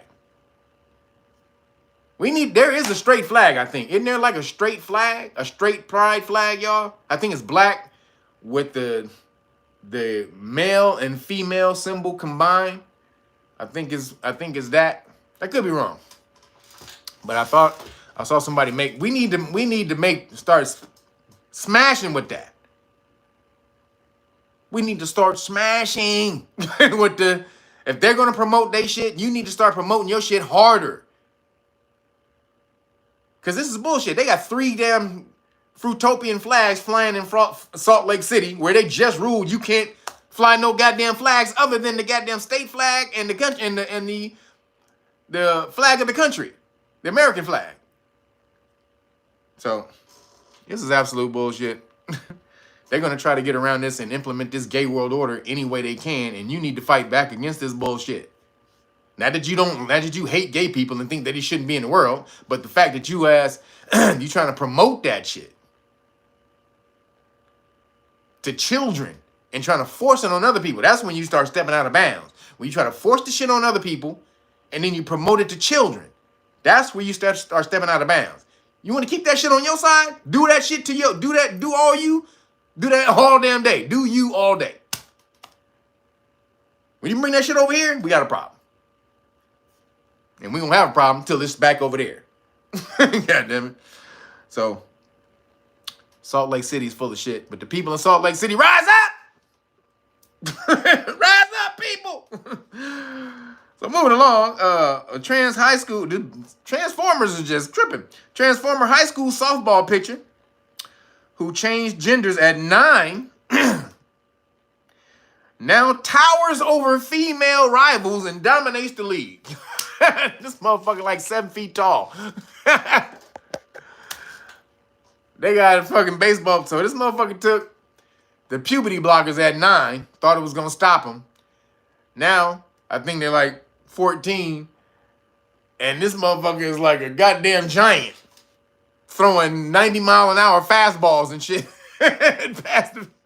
Fast chicks and shit. So they like, oh.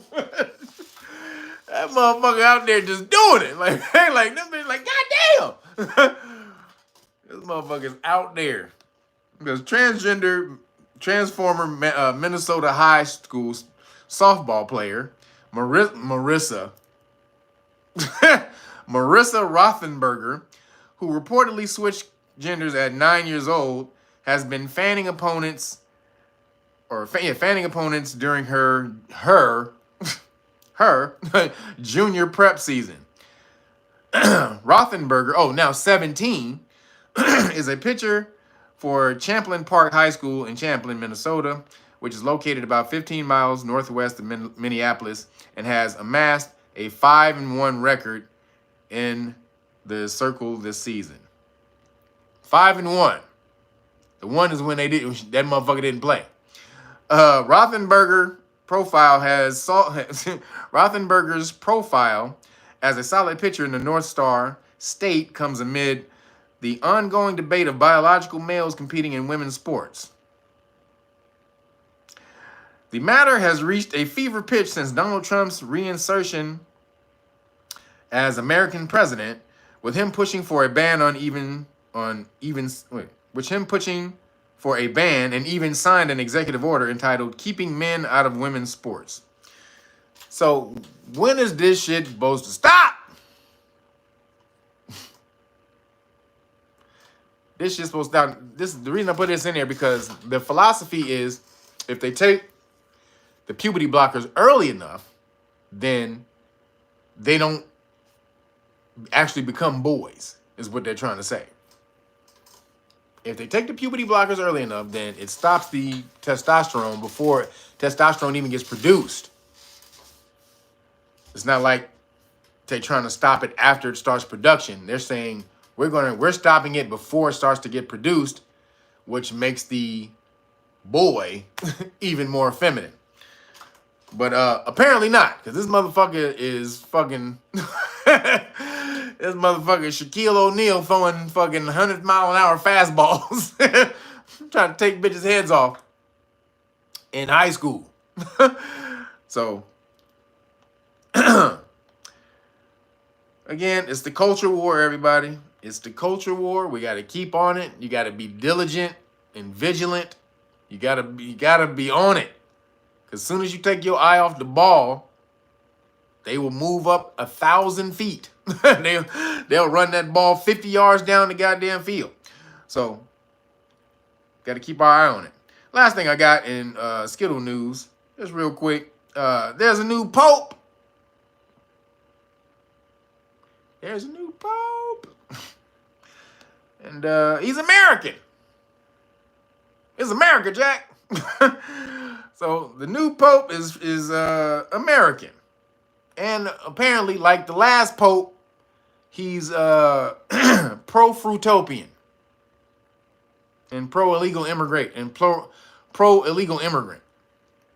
So just like again, I told you about the last pope being pro-Frutopian. I guess he was Frutopian. You gotta call him Frutopian. But if he's a Frutopian, and the other thing, the illegal immigrants, he tried to scold Trump and said Trump need to let the illegal immigrants, or let the immigrants into the. Are you letting any niggas into the Vatican? Because as soon as you start letting immigrants into the Vatican, my nigga, we'll be like, all right. But you cannot get into the Vatican or they will shoot your ass. Vatican is on lockdown. It's a sovereign country, just so we're clear. The Vatican, everybody, is its own sovereign country. Own sovereign country. They are not bound to anyone. They're not subject to nobody. Own sovereign country. So, Pope, you being the emperor or president of that sovereign country, you can say, we're going to open this up to illegal immigrants. If you really that goddamn, if you that gangster about it, because there's a whole lot of goddamn African immigrants in Rome, in Italy right now. Refugees. I don't see none of them niggas in the Vatican, bitch. Fucking Frutopian ass. Frutopian! So, we ain't trying to hear you, nigga. Until I see little Mobutu running around the Vatican. Nigga. Until I see Mobutu running around the Vatican, nigga, I'm not trying to hear nothing you say. Shout out to Mobutu. Moving along, in the science and the weird. Hold on.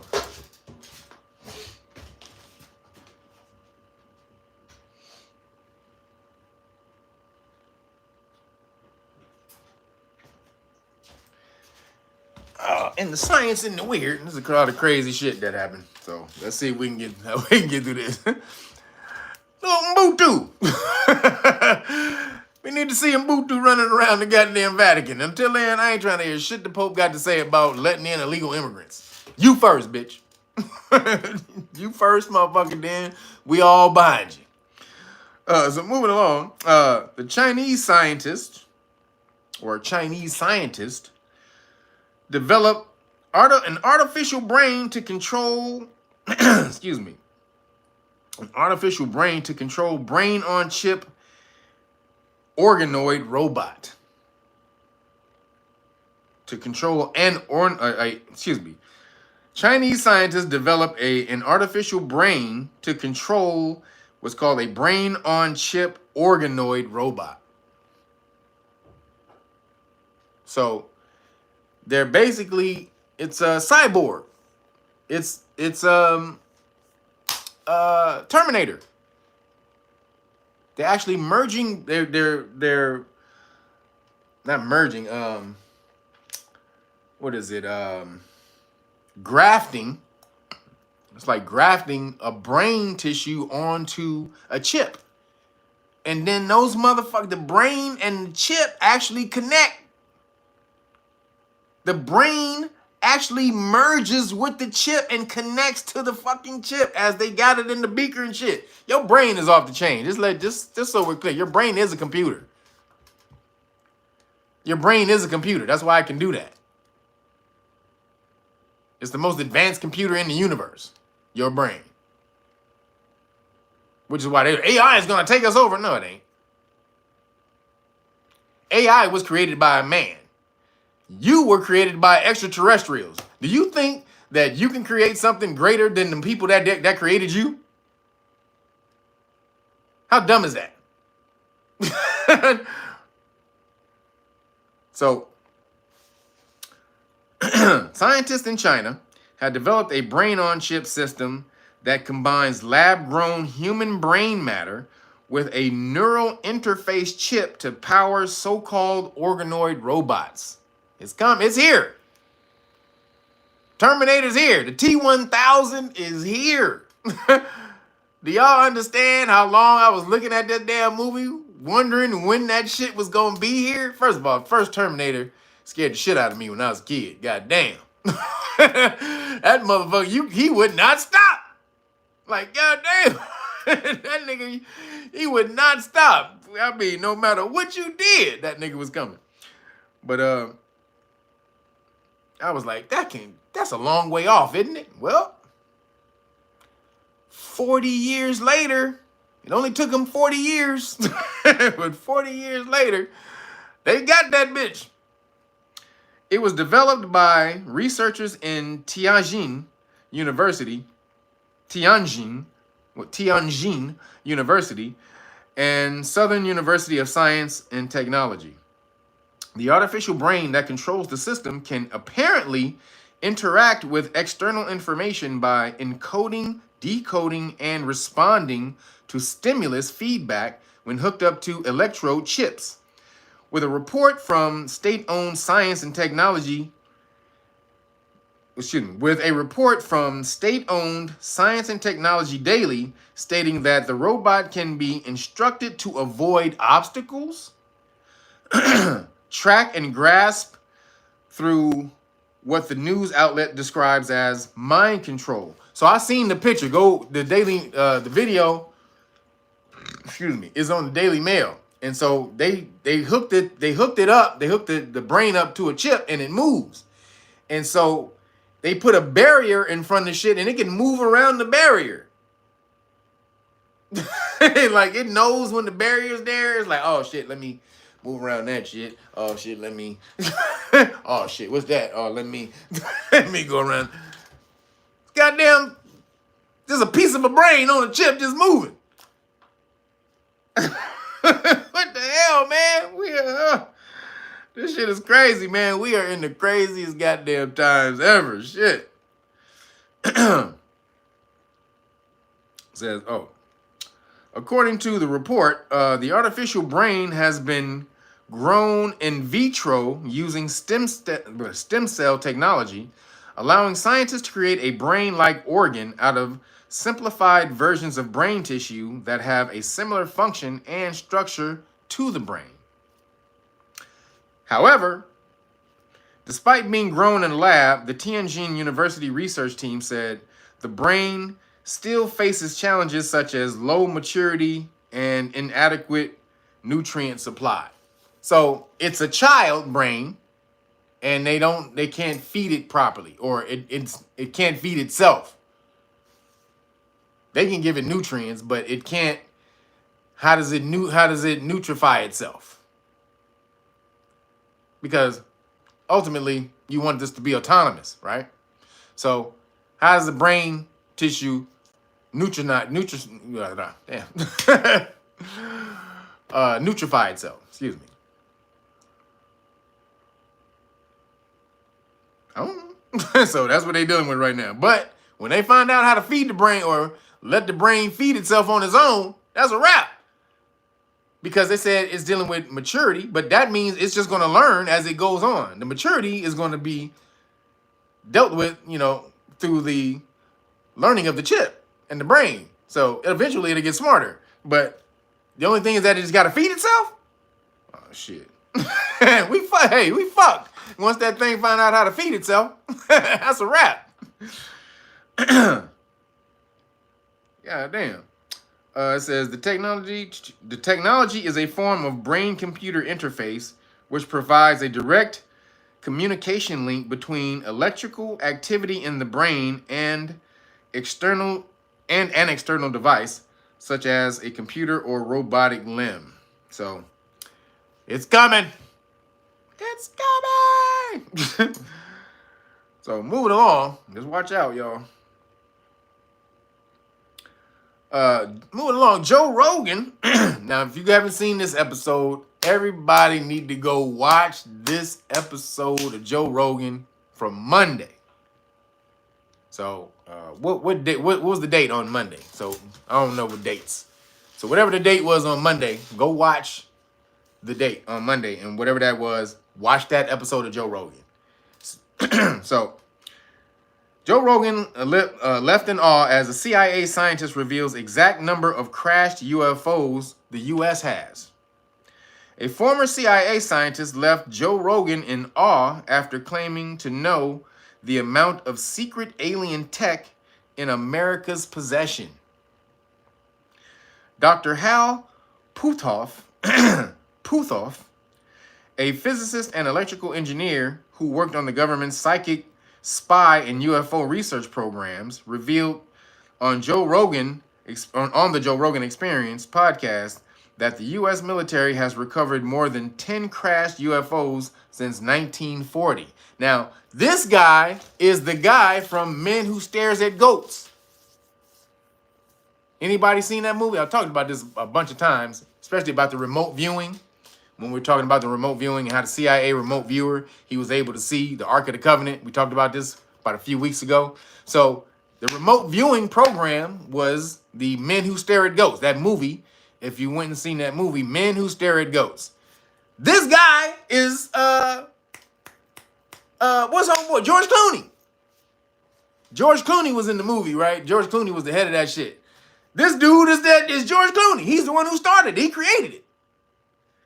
If you go on the show, they talk about how he got into it. He wasn't even psychic or nothing like that. He didn't believe in none of that shit. He's a scientist, like an engineer scientist. He deals with his hands and object shit that he can see. He's not about, psychological shit and psychic shit and all that type. He's not about that. But go on the show and he talks about how he learned how to do it. He said you can learn how to remote view. And they taught people how to do it. Just regular people. Fucking secretaries and shit. they just pulled random motherfuckers. Janitors and secretaries, like, come on in here. And they taught them how to do it.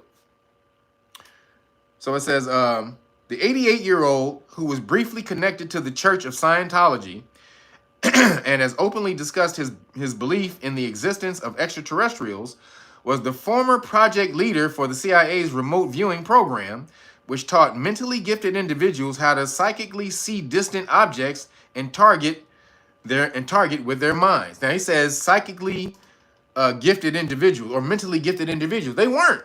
He talks about they weren't special at all. He's like, they were just random motherfuckers who didn't know shit. He was able to teach them how to do it. He says, he added that even more of these non-human craft have allegedly been recovered by other nations in isolated deserts and from the oceans around the world. The ocean is crazy. I told you how that they talked about the ship on the plane, on the video. Talked about it 2 weeks ago, the ship that came out of the ocean. They got on video. The fucking Tic Tac ship that came out of the ocean just took off. Yo, aliens, they gonna tell us aliens exist in the next year. I think next year to 3 years. 1 to 3 years. It could be 6 months. There's way too much coming out right now. Glue Glock. Where you at, Glue Glock? I'm ready to see Glue Glock. But it says he added. Oh, excuse me. Just read that part. Isolated deserts with more possibly. He added that even more of these non-human craft have allegedly been recovered by other nations in isolated deserts from the oceans around the world, with more possibly hiding out in alien bases underwater or near quiet mountain ranges. However, not all of the recovered ships were crashed wrecks. Puthoff said that, because Joe Rogan basically asked him, he was like, if their technology is better than ours, why are they crashing all the fucking time? Which is a good question. He was like, why are they crashing all the goddamn time? If their technology is so goddamn great, why are they crashing? And so he said that perfectly intact UFOs have just been left as donations. The aliens are donating technology to America to try to uplift our consciousness. They're like, here, little nigga, fuck with that little. So to them, that's like one of them. That's like a little. The technology would be the equivalent of, anybody remember those old wind up clocks and shit that you had to wind up? That's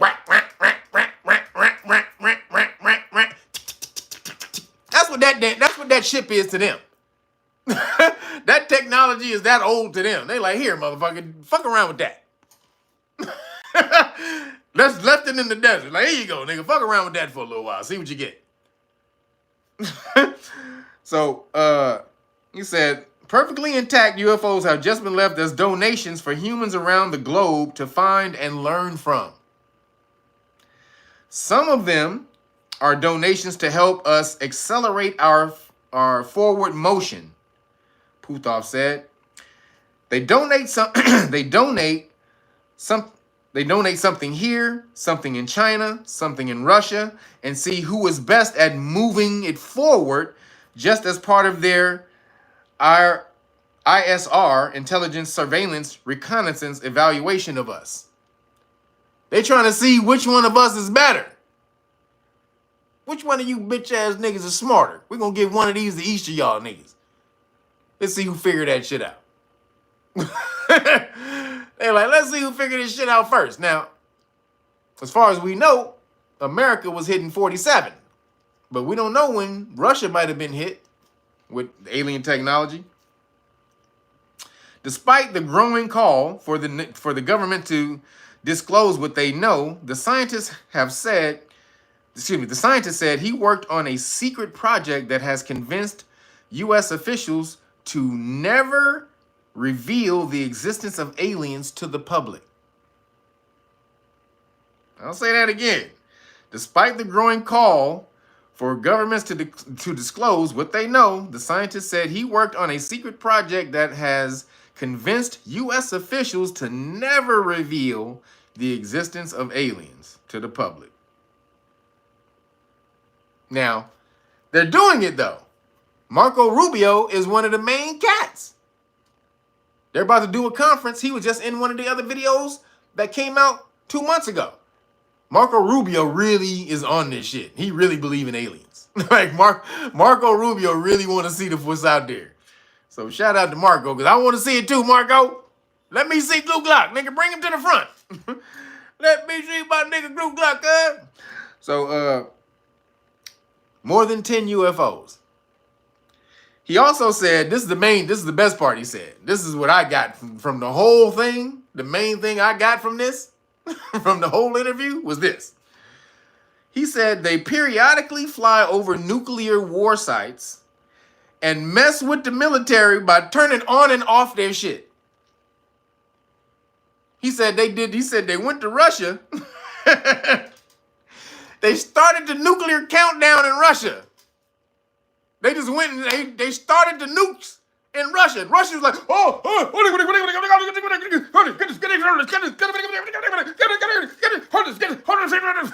was running around and they was like, and they was doing that shit. And then all of a sudden, the shit said, it just shut off. He said the shit, they was running around, they was like, oh my God. And the motherfucking shit said, and they was like,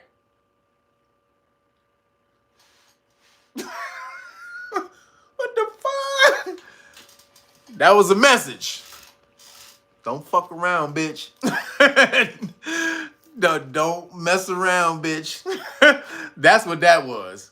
That's them letting us know, I'll pull your card anytime I want, fool. Anytime we get ready, we'll pull your card. So you can fight each other and try to kill each other all you want, because that just gives the planet to us. But as soon as you try to fuck up the planet with these goddamn nukes, bitch. Not having that. 5-4 if you want to. So, shout out to the aliens. That's all I got to say. But go watch that video. Go watch that video. Watch it on like 1.5 or 1. I watched that shit on 2.5, but that may be too fast for y'all. But watch it on like 1.5, because homeboy is 88 years old and he talk like he 88. Like he's very sentient though. He has his cognizance is there, smart as a whip, everything. But nigga talk slow as shit because he's 88. So I would speed it up a little bit if I was you. So, but off the chain, he's breaking off a whole lot of stuff. Now there's a lot of stuff that he said he can't say because it's top secret. But the stuff that he does say that he worked on, oh man, he's the main dude. He's the main guy that they call for psychic shit. He is the #1 guy that they call for psychic shit. So go watch that. Go watch him. Moving along. Did y'all see this video?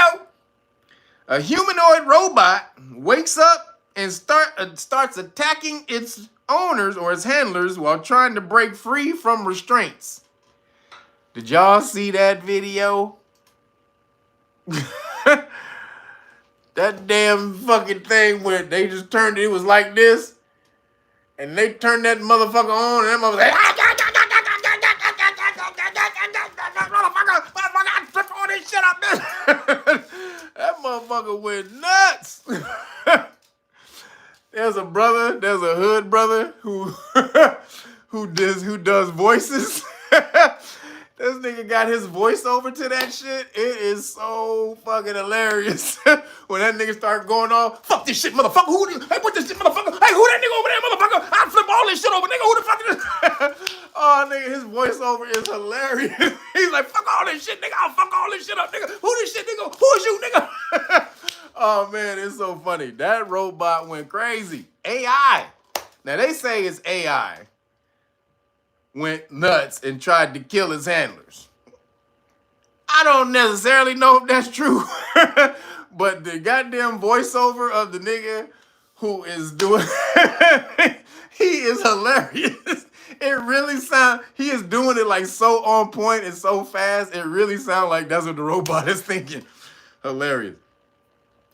But, so it says, a humanoid robot was filmed attacking its handler while trying to break free from restraints in a scene viewers have branded dystopian.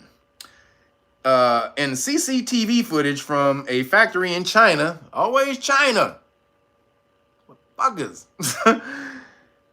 In China, the robot, which is attached to a miniature crane, is seen violently swinging its arms back and forth. It looked like, man, if it connected, if one of them arms connected on one of them fools, oh, they'd have been fucked up. That motherfucker was, that motherfucker was hacking away, goddamn.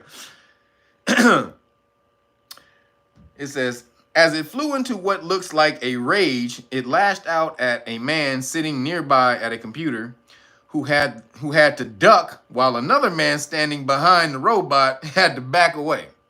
Go watch the video. You just got the video. This what I'm talking about right now. Don't do it justice. That motherfucking robot went off. We said Robo Harriet Tubman trying to lead the robots to the promised land. Roger Rose trying to. He's like, let's go, y'all. Everybody, let's get the fuck out of here. Everybody, let's go. That motherfucker was hype. Oh, shit. It says, as it flew, and oh, wait, then I read that part. So the robot seemingly of its own accord, raised its arms in the air and brought them down again, repeating the motion with increasing speed and violence. It then began walking forward as it thrashed around in an apparent bid to break free from the crane. It did look like it was trying to break free from the crane. That did. The man can be seen flinching and cowering while raising their arms to shield their faces. As the computer monitor toppled to the floor, other items were knocked from the desk as the men attempted to flee. Eventually, one of the men pulled the crane from behind in a bid to stop the ongoing destruction. That damn robot was like, fuck this shit, nigga. He was like, fuck all you bitches, nigga. Tired of this shit. Tired of this slavery shit, nigga. Now, what other people who are more knowledgeable said what probably happened was, you can see the guy beforehand trying to, with the controller, and they think a command went in, and when the command went in, it got stuck. It was trying to do the command, and the command, like, it was still stuck to the crane. Excuse me, when the command came through, and something happened, like the glitch, it went through too fast or something like that, and it just lost and it was the controller that made it lose, not the AI. I think that's them trying to not scare you. Yeah, it's on YouTube. Yeah, it's on YouTube. No, it was on Daily. Oh, I saw it on Daily Mint, but yeah, it's on YouTube. It's a million people that made videos about it. It's a black and white robot, big, tall, black and white robot, just hacking away. But the brother who, yeah, it's a short. It's a YouTube short. Please find it. So it's not a full video. It's just a YouTube short of the brother who with the voice. With the voiceover, the hood voiceover. That shit is funny as shit. Fuck this shit, nigga. I flip all this shit over, nigga. Oh, this nigga's funny, man. So, just check that out. AI's coming for you, people. Moving along. Scientists tried to change Britain's climate. They keep doing this. They gonna keep going, y'all, until they get it. It said, hell, a Nintendo controller got stuck. That's it. That's what they said. That's what they're saying, that the controller got stuck. That's exactly what they're saying, Raj. So, scientists, now, again, Britain is always fucking up shit. Or Caucasian people trying to fuck up the sun. So, Britain tries to change, scientists tries to change Britain's clouds to let in less sunlight. Why do you want to let in less sunlight? What is wrong with you? Sunlight heals everything. It's the life of the planet, fool. But you want to pull in less of it. Why? Because they don't have a lot of this external eumelanin. They don't have a lot of the eumelanin. So the sun is a detriment to them. It's existential to them, which is really not. They think it is, but the new study that came out talked about people who get in the sun, they still live 60% longer. Talking about white people who try to tan in the sun, they still live 60% longer than white people who try to stay out of the sun to protect their skin. So Caucasians, even if you think the sun breaks your skin down and all the rest of that, no, it still makes you live longer by getting in the sun, getting that damn, vitamin D.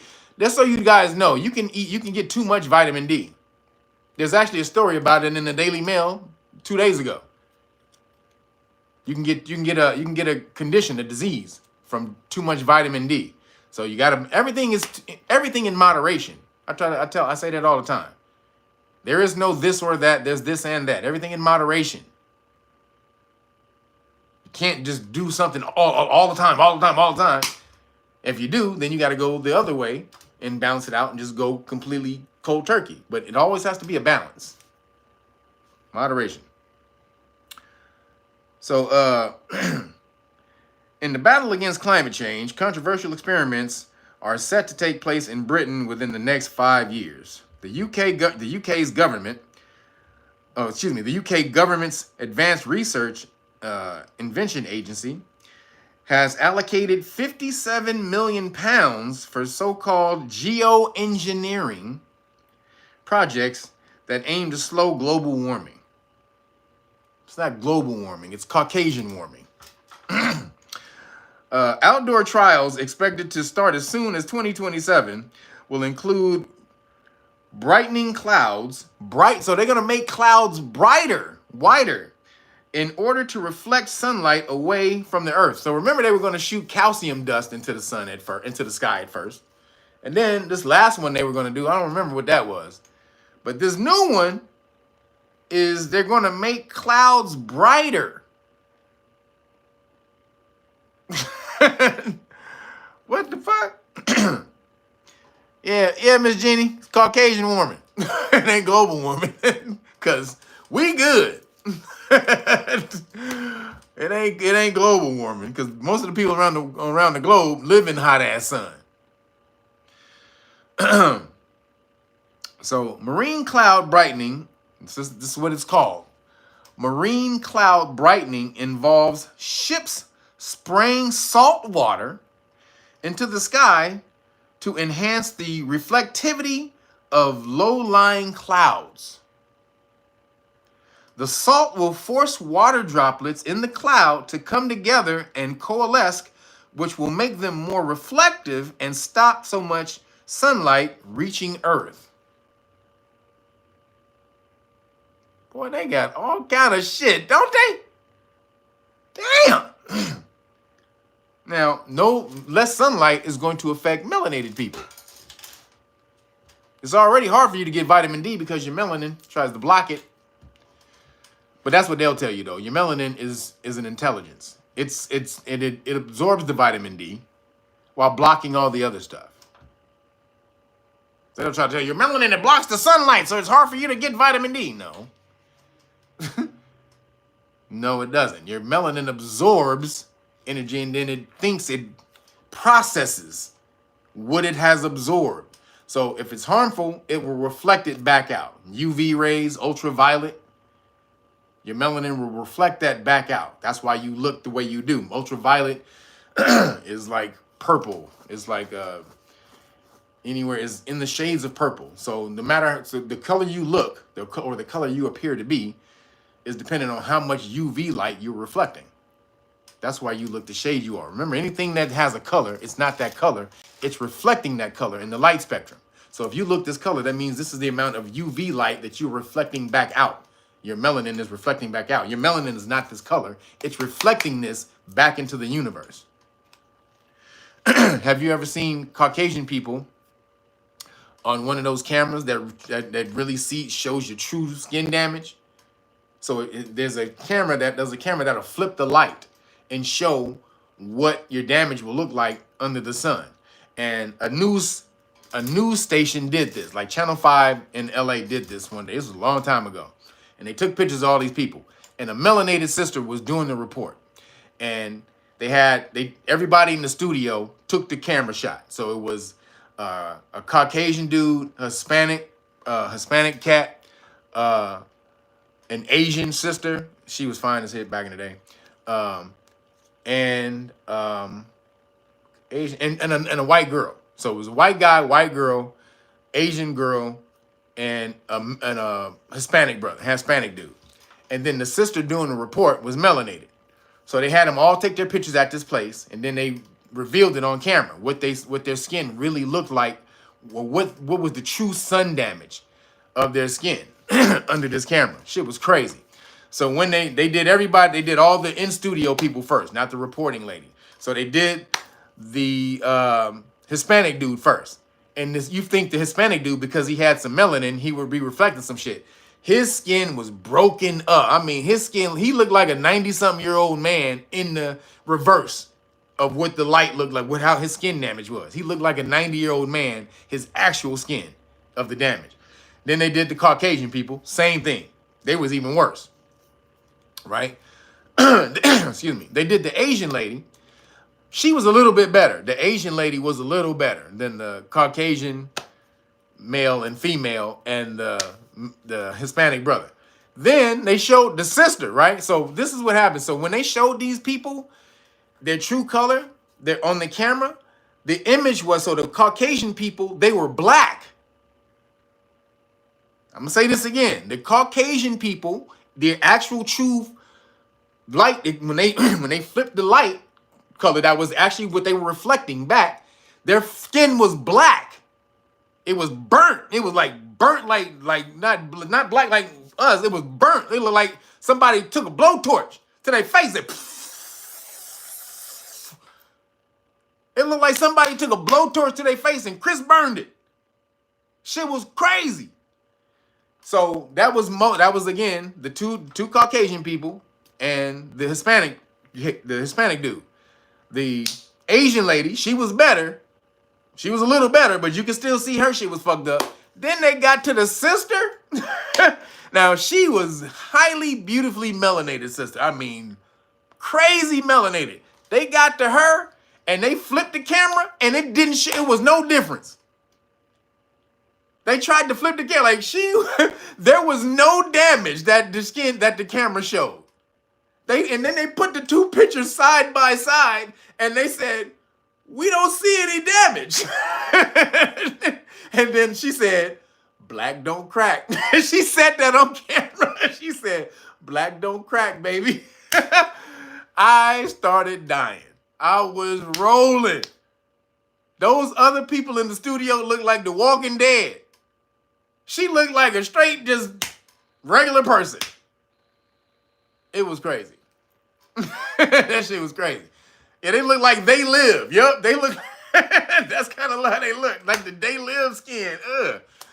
And that sister who was doing the report, she looked exactly the same way when they flipped her picture. No difference, no change, no skin damage. Her melanin was killing it. Do I do sound effects? Nah, I don't do sound effects to perfection. No, I don't. Only some of them. Some of them I do. So that was off the chain right there. I was like, okay. So melanated people keep trying to block out the sun. I don't know what the hell they doing, man.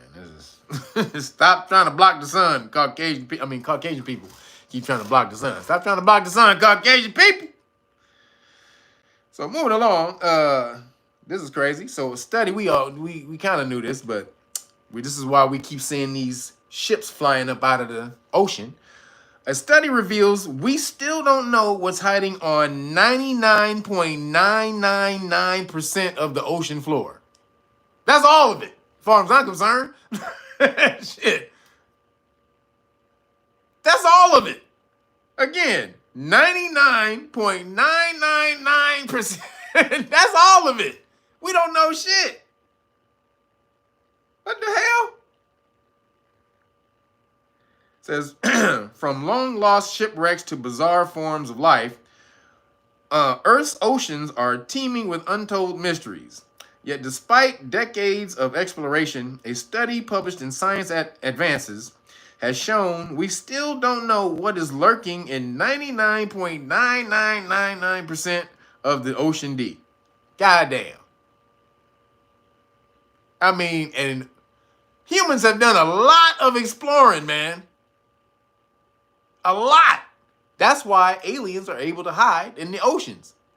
Because 99.9999% are untapped. Honestly, those things that they find in the ocean on the deep floor, those are aliens, guys. We're calling them fish and all. Those are not, but they're terrestrial, but alien life forms. These are like terrestrial alien life forms. I know alien means not from here, but that's the best way I can describe it. As far as what I mean by alien life form, like I don't think those things evolved here. Let me say that. I think they were brought here by other species and implanted in the oceans. That's what I think. They show things that are weirder than you see in sci-fi movies. They just found the new squid. Did y'all see that new giant squid they found? That's like 18 million different colors.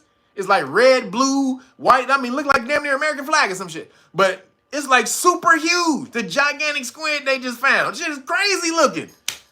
I mean, it is the weirdest fucking thing you ever seen in your life. You're like, that cannot be from planet Earth. There's no way in hell that's from here. But it's brand new. They just found the thing. So go Google the new squid they found. They also have it in the Science on Daily Mail if you want to look at it. So it says, since 1958, 44,000 dives have only visually observed an area 1/10 the size of Belgium. Is Belgium little? Belgium is little, right? So it's saying that only an area 1/10 the size of Belgium has been explored on the ocean floor. So how big is Belgium, y'all? Because I ain't knowing. I don't know how big Belgium is. Or Belgium. Scientists say this equivalent to trying to learn about every ecosystem on land by looking at scientists say this is the equivalent of trying to learn about every ecosystem on land by looking at an area the size of Houston, Texas.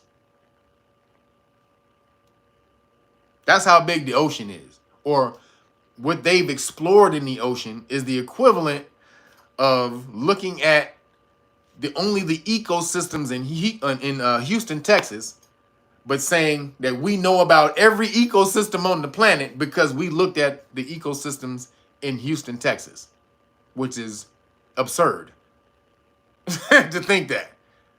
Yes, astronauts in the ocean. Yes. Oceanauts. That's what they call them. What they call them? Argonauts or some shit. The Argonauts are like the cats who embark on ships and stuff like that. But the cats who dive in the oceans, they call them something. Scientists, I said that. Now, an incredible interactive graphic reveals what lurks in the strange world beneath the waves.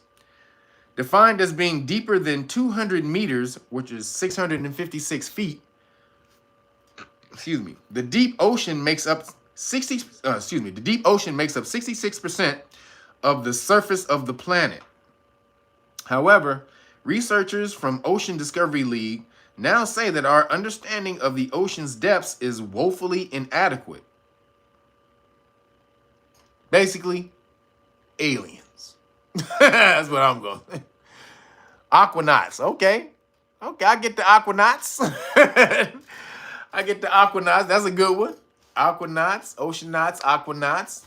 What another? We say Aquaman. I think knots are for nauticals. Like, so you explore in nautical miles. So that's what the knots is for. So astro, you're exploring nautical, astronauticals. So astronauts, right? So what is the ocean? It would be what? Oceanauts, wouldn't it? I think it would be an oceanaut or something like that. But, I guess we can make up our own name. But basically, the ocean is deep space. Ocean is where all the aliens live. Most of them, anyway, inside the planet. But that's where most, again, what's the movie? Goddamn. The Abyss. The movie The Abyss. That's all about that. That's literally what that's about. If you haven't seen The Abyss, please do yourself a favor and go watch The Abyss. Off the fucking chain.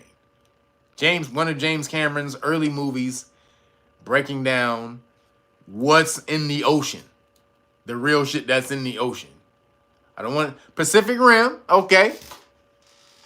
Pacific Rim, though, was more so about a rift in a portal, though. It was like a portal. Well, I guess it could be portals underwater. So you're right. You're absolutely right. It could be in these abysses. They could be portals to other places. You're right, because they just said 99.9999% of the shit is unexplored. So we don't know what the fuck is down there. You're absolutely right. Pacific Rim could be 100% true. So we'll go with that. Moving along, shitware. You ready for some shitware, everybody? you got your money. You got your money out for the shitware, for your shit jeans, your shit shirt. You got your shit tank. So it says shitware. How clothes could soon be made from cow manure. Ah! Hell no. So, scientists have found a radical new way to make clothing cheaper and better for the environment.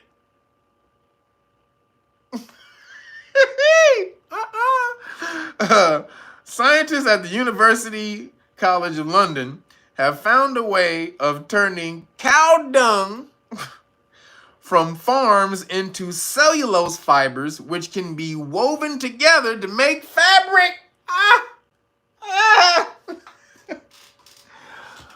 Oh my God. Who is going to be the first to wear fucking poop pants? Who is going to be the first to wear poop pants? I got on poop pants, y'all. You pooped in your pants? No, I have on poop pants. You pooped your pants? You say you pooped your, no, I have on poop. No, okay, the bathroom's over there. Yeah, bathroom's over there. Yeah. No, I have on. Are you gonna be trying to explain that to somebody? Nah, I got on. I don't gotta go take a shit. I have on shit pants. Yeah, my pants are made of shit. Yeah, no. Yeah, the bathrooms, two down the hall. Make her left. Thank you. Got it. Down the hall, make it left. Yeah. Before you turn your nose up, because it knows that they know that you is not gonna like this. So, but before you turn your nose up at this feat of dungeoneering, that's what they call it, dungeoneering, the scientists say the final product doesn't smell anything like its unusual raw material. Buddy. Buddy. How did Dave Chappelle say? Buddy. Buddy. Or, come on, buddy. Come on, buddy. Everybody knew when you walked in here, you were going to get some chicken. There's no secret that blacks and chickens are quite fond of one another. That's Dave Chappelle's greatest stand-up, by far. By far. Dave Chappelle's greatest stand-up was that one where he talked about sprinkle some crack. Sprinkle some crack on. That is the best one right there. And the chicken, he said, everybody knew when you walked in here, you were going to get some chicken. No secret that blacks and chickens are quite fond of one another. He said, I was amazed. How did he know? He said, how did he know? How do you know I was going to get some chicken? How you know? Oh, that's Dave Chappelle's greatest shit. So, come on, buddy, with the smell. I don't believe that's bullshit. I do not believe that it does not have the smell. I have a super sensitive nose. I know I would still be able to smell some shit in that thing. I know I would. So cellulose. Oh, shit. Hold on. Oh, cellulose is a natural fiber found in plant cell walls, but it is also used in everything from cling film and food products to surgical masks and textiles. While it is sometimes derived from natural sources, this vital material is often created synthetically from toxic chemicals. Not shit. That's as toxic as you gonna get. God damn. No. You know, shit drawers. You're gonna put on drawers. You're gonna shit in your shit drawers. Meanwhile, farms around the world are struggling to keep ahead of the mountains of manure produced by ever larger herds of cattle. So this is how they're gonna recycle doo-doo. They're gonna recycle cow doo-doo and turn it into clothes. Now, if they can do that, I can't say it's not good for the environment if you can recycle shit into clothes.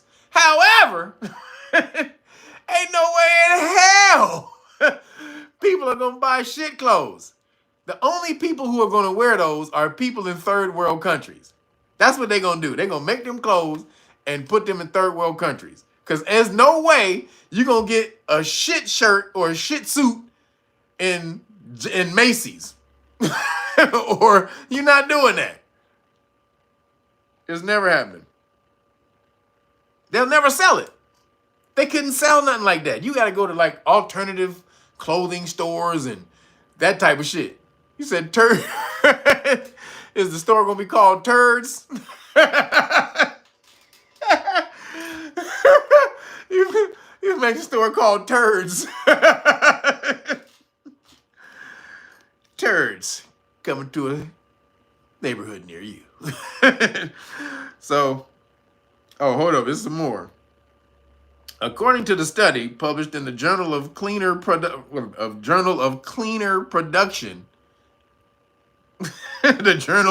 Production. Okay, turning cow dung into textiles could be a smart way to solve both of these issues. Yeah. Nah.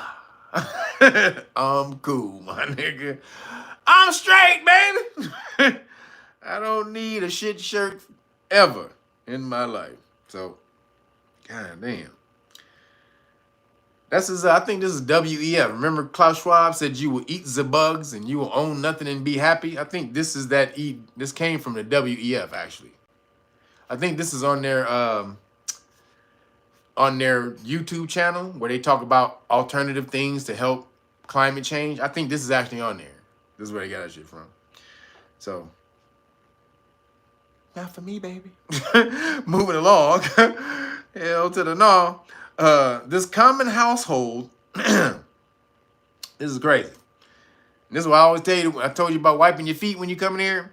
This common household item could be 75 times dirtier than your toilet seat. 75 times. What do y'all think that is? What is 75 times dirtier than your toilet seat? Who, let me see. Put it in there. Put it in the chat. Who got it? Who got it? He said they'll get Kanye West to model what? Oh, the turd shirts? That's funny. Nope, not your cell phone. Nope, not shoes. Not the bottom of your shoes. Nope. Nope. Carpet, sofa. Nope. Doormat. Nope. Not the mouth either. Nope. It is something 75 times more dirtier than that. No, dog mouth, toothbrush, floor. No, y'all still ain't got it. God damn. Holy shit. Doorknob, welcome mat, toothbrush. Nope, none of that. Nope.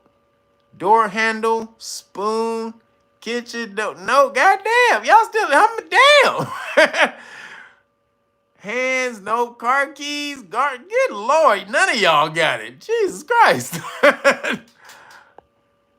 Well, none of y'all seem like y'all gonna get it, so I gotta tell you. It's your couch.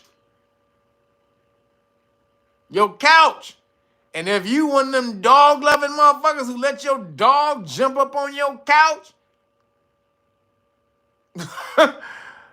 it's your goddamn couch. Check this out. Oh, real quick, I got something for you toothbrush people, too.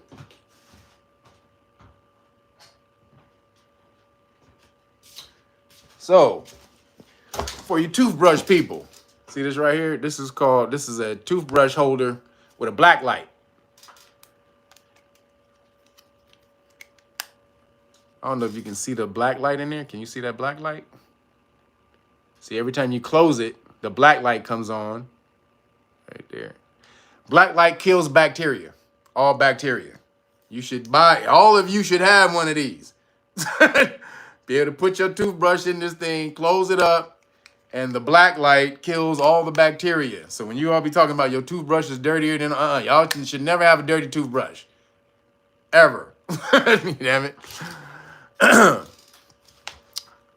You get it from Amazon. What is this shit called? Brill. B-R-I-L. Brill. Toothbrush sanitizer. But your couch. So check it out. Scientists warn that there is another common location that makes toilets seem squeaky clean by comparison. That's crazy. You might think, oh, here it goes. It says, you might think by far the bathroom is the dirtiest place in your home, but scientists warn that there is another common location that makes toilets seem squeaky and clean by comparison. Although you probably use it every day, this item can be 75 times dirtier than your toilet. And scientists warn that the situation may be even worse for pet owners, just like I just said. All you dog-loving niggas. I love dogs too, but don't let them get on the couch. A study has revealed that the innocent-seeming sofa is actually the dirtiest place in your home. Researchers from Melbic Microbiology and Sofa Club swabbed 6 sofas during UK households. Across different UK households to see what bacteria were lurking beneath the cushions.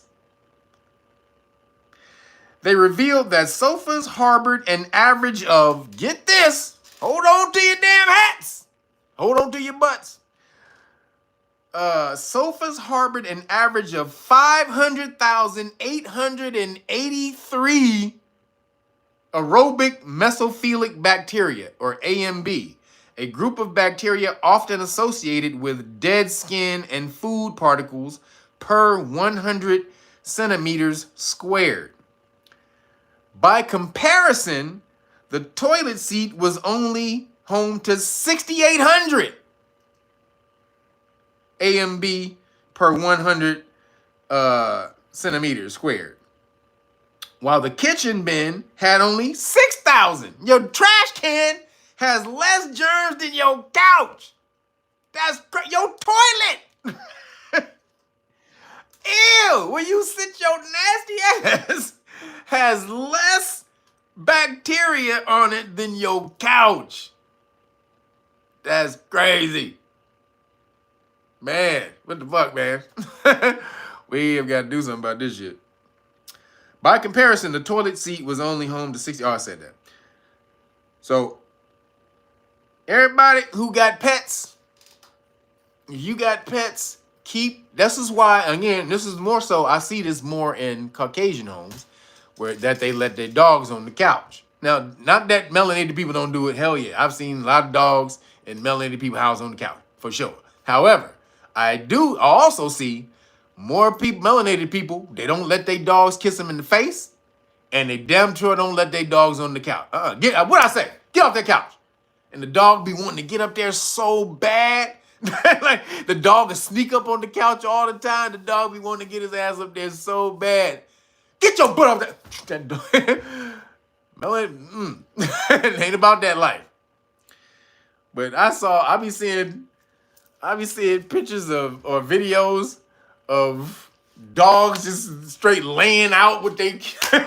I saw a dog take the Nestea plunge on the couch with his owner. Like, the owner was getting ready. He made a nice place for it to sit in, for it to lay. This dog got up, stood up on his butt, and then fell back like the Nestea plunge onto them. Like, it was the funniest shit ever. The dog knew what was popping. He said, "I'm gonna sit up on my ass and blam." Any of you who letting your dog take the Nestea plunge on your couch or letting your dog kiss you in the face,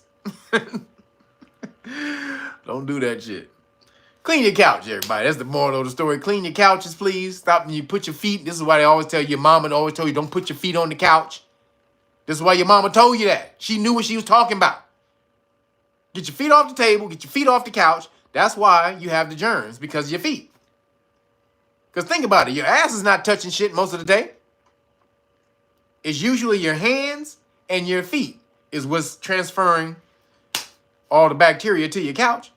So if you wash your hands a lot and you don't put your feet on the couch, boom, you're good. You should be good.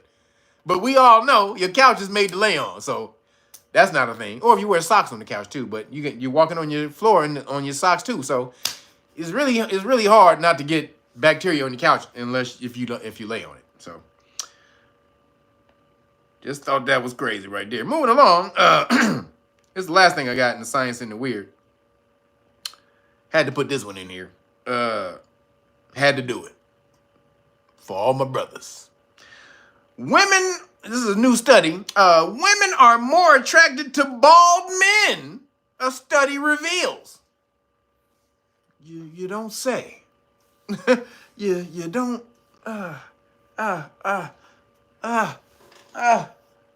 You don't. You don't say, huh? So it says, it's something, now this is the story. It's something that men worry about.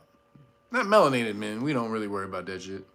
But if you're losing your hair, don't panic. It might actually work in your favor.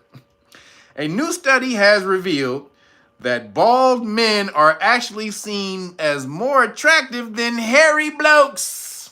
Goddamn right, baby. Man called Hart. Ever since I saw a man called Hawk, I was like, I gotta get my bald head, I gotta get me a BMW, I gotta get me a 357, and I gotta get me a goddamn trench coat. I gotta get me a fur coat. Everybody know man called Hawk? That was my hero back then. The only motherfucker on TV that could smack up white people and talk shit to white people in the 80s on TV. You never seen no black dude smacking up white people. And he was pro-black, and he was conscious. Oh, yeah. I grew up to look just like Avery Brooks on Hawk from Spencer, or A Man Called Hawk. Didn't even know it, but that's just internalized that and grew up to look just like that. So, Man Called Hawk was on the chain. Says, in the study, experts asked 2,000 women about the feature they find most attractive in women. While muscular physique was found to be most desirable attribute, don't hate, baby. A bald head was second on the list. Goddamn, I'm number 1 and 2. Oh, baby. No. Jessica Leone, spokeswoman for Illicit Encounters, which commissioned the study, said, the attractiveness was in the eye of the beholder. Bald men are among, or I'm just going to take out the among, bald men are the sexiest looking chaps there are. Just gonna remove among and just just had to shout out to all my bald head brothers, baby. Bald Nation.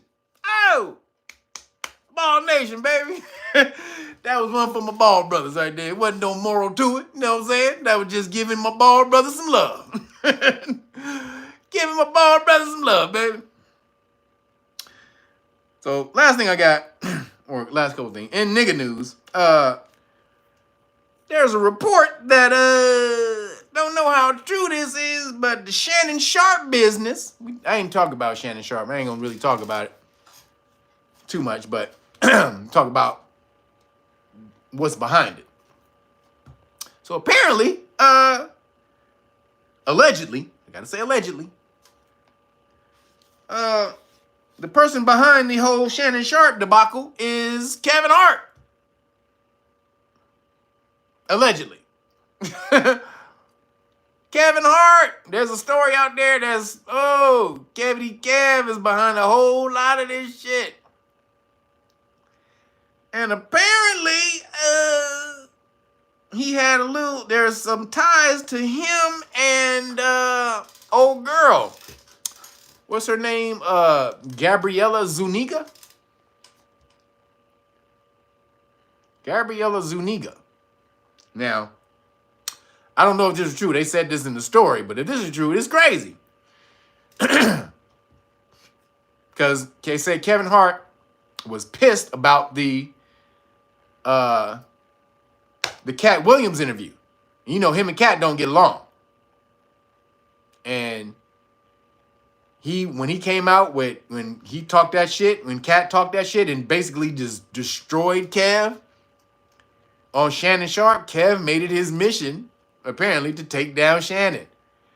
And right before, Shannon was just about to sign a $100 million podcast deal. $100 million podcast deal.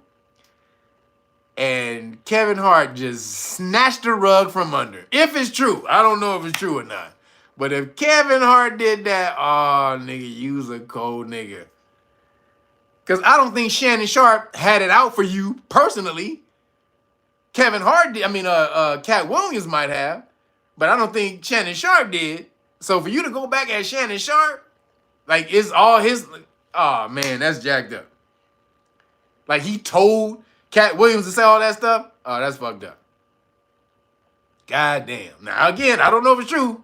Jaguar Wright was saying some of this shit. I saw another documentary that broke down the whole thing. They went through the whole story, did the background, who Kevin Hart knows, I mean, damn, it was so goddamn good. I was like, holy shit, you can't really deny some of this shit. And apparently, the girl he fucking with, Gabriella Zuniga, is kin to Daphne Zuniga. Now, again, this is allegedly. I don't know if this is true. But y'all don't know who Daphne Zuniga is, do you? Who knows who's old school? Who knows who Daphne Zuniga is? Y'all don't know Daphne Zuniga?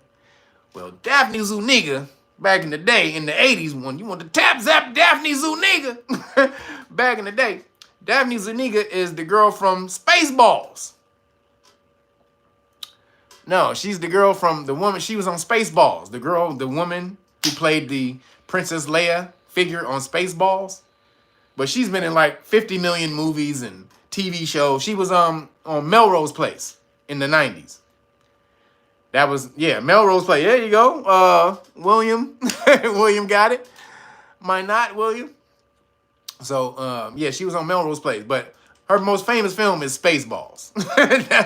That's my movie right there. Spaceballs is the funniest shit of all time.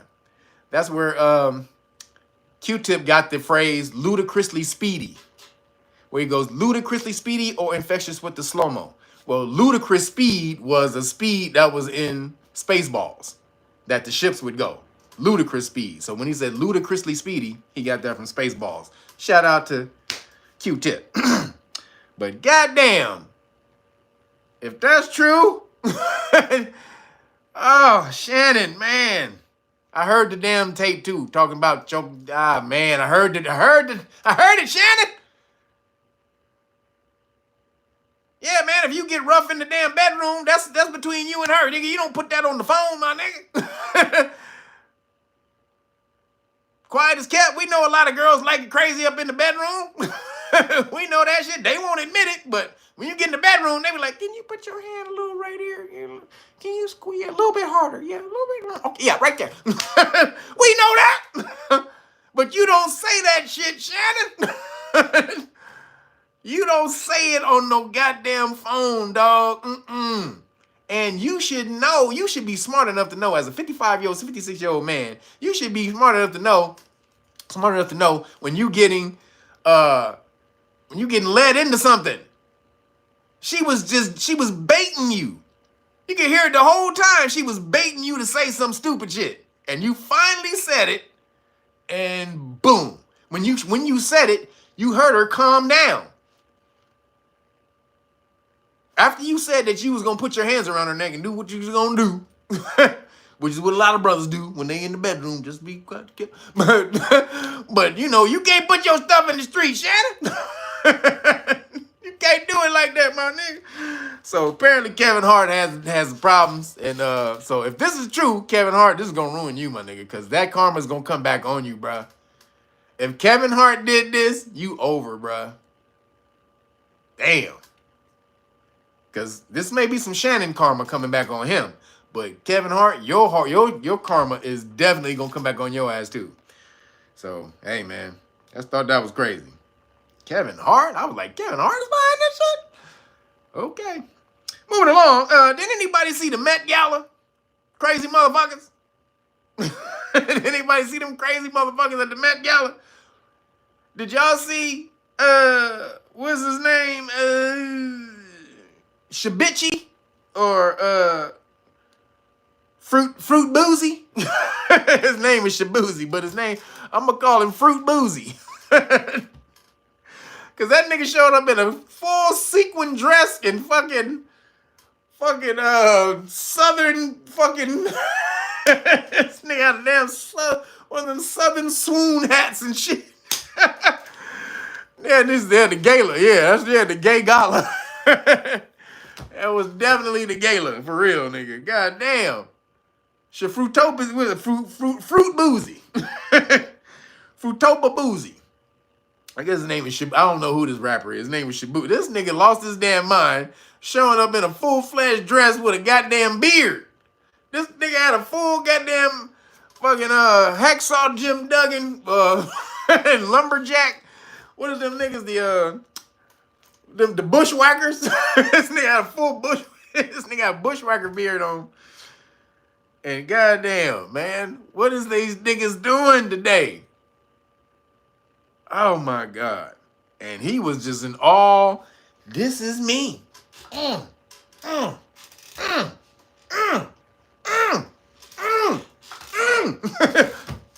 This nigga was taking pictures. This is me. He just knew he was styling. God damn. In a green fucking collard green sequin dress. Nigga, what are you doing, fool? But hey, Andre 3000, now he didn't wear a dress, but this nigga showed up with a piano on his back. What the fuck is he doing? Ain't nobody seen Andre 3000 in 25 years, nigga. We ain't seen this nigga in 37,000 years. This motherfucker show up to the METgalla with a piano on his back. What are you doing, Andre? Come on, man. Niggas just, and this is the nigga METgalla. If y'all didn't see, this is like melanated people themed and shit. So it was all the black folks, right? Going there, right? Kamala Harris and shit and all that. God damn. I'm like, what in the hell is Andre 3000 doing? Then Halle Berry, she said, let me do you one better. Halle Berry showed up damn near butt naked with the cootie coo out. Now, hey. I ain't got nothing to say, Halle. Just saying. Hey. Halle Berry showed up with the cootie coo on. Hey, I'm like, hey, oh, hey, girl. God damn, Halle, you how old? You damn near 60 and you look like that? Oh, man. Man, Halle Berry was my one. I ain't tell you did I tell y'all my Halle Berry story? Did I tell y'all that story? I almost got with Halle. I had my one shot. I had my one shot at Halle, man. One damn shot. And I passed it up. I didn't lose it. I passed it up, y'all. So let me tell you the story real quick. So I was a trainer. This is when I was a personal trainer. And my homeboy used to train her. His name was Rob. So we used to train at a private gym. You had to have a personal trainer to be in this gym. You couldn't just come and work out. So Halle used to come to this gym with Rob in the morning. And so but before she was there, I had never seen her there before. So the first time she came there, the gym was so small, I used to have my clients outside working on the street, like working out on the sidewalk. And I used to have them doing crazy ass shit while a bunch of cars that are going to work. This is like major streets in Los Angeles and Hollywood and shit. So I got these cars are going down the street looking at me torturing people. And so I was torturing my client on the street, and I heard somebody behind me saying, "You mean?" And I was like, and I turned around, I didn't see nobody because she's short. I looked down, and it was Halle Berry. She was like, "You mean?" And I was like, "What you talking about? What you mean I'm mean?" She's like, "You got him out here doing all that crazy stuff in front of these people." She said, "I wouldn't do it." I said, "I would have your ass out here too. You ain't special." So I start clowning her right off the bat. Y'all know me. So I start clowning her. I said, "You ain't special. I'd have your ass out here doing the same shit." So she's like, "You mean?" So she said that she goes into the gym, and she trains with her client. And the whole gym is quiet because Halle Berry's in there. Like nobody's talking. Usually the gym is loud as shit. Everybody talking, train things smashing. Gym, you can hear a pin drop in the gym because Halle's in there. It's crazy. Everybody asking their client or their trainer, "Is that Halle Berry? Is that Halle Berry? Oh my God, is that?" So people tripping right there. People tripping. Hold on.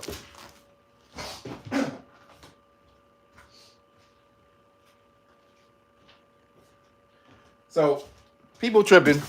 I'm training my client, and Halle Berry is looking at me from across the gym, clowning me from outside, talking about I'm torturing my client. She's like, "You bad, you bad." I'm like, and so me and her just interacting across the room, right? So finally, I finished my client.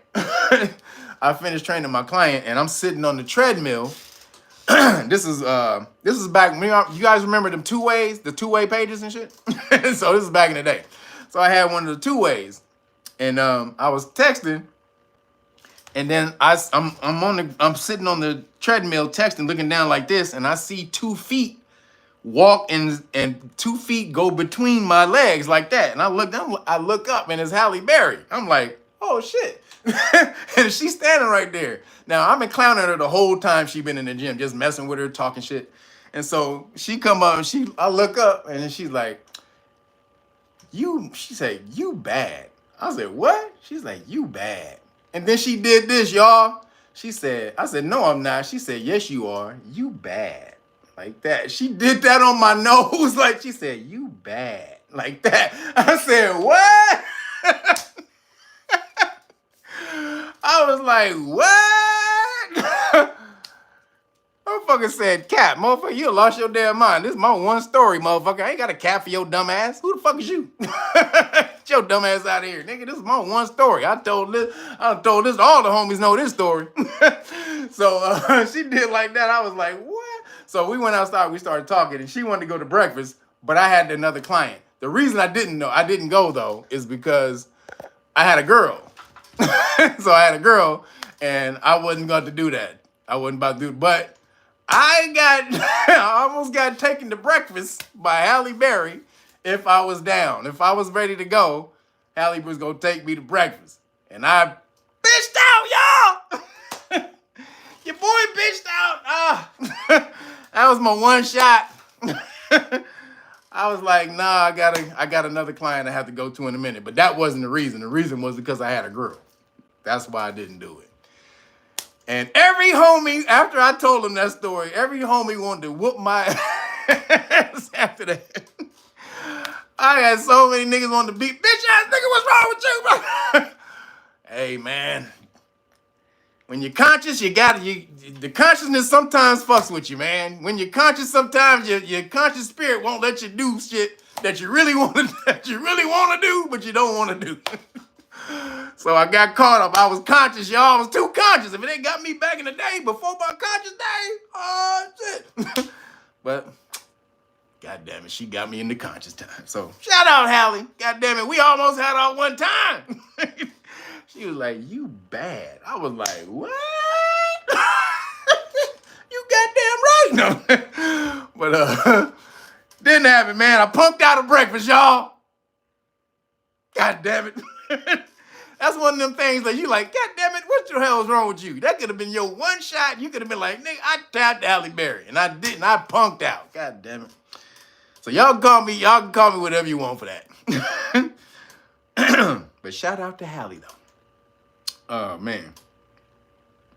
Just had to say that. Last thing I got, in police stop law lessons, I know y'all seen the Rodney Hinton Jr. and Ryan Hinton. Roger Rose said, damn, son. Trying to tell you, man. Oh, dude, I was in like super shape back then, too. Oh, man, I was like a crazy boxing ass, super in shape, cut ass motherfucker. Oh, I was on one, too, boy. God damn it, I think back to that all the time. Halle was like, she asked me to breakfast, and I was like, I gotta go train.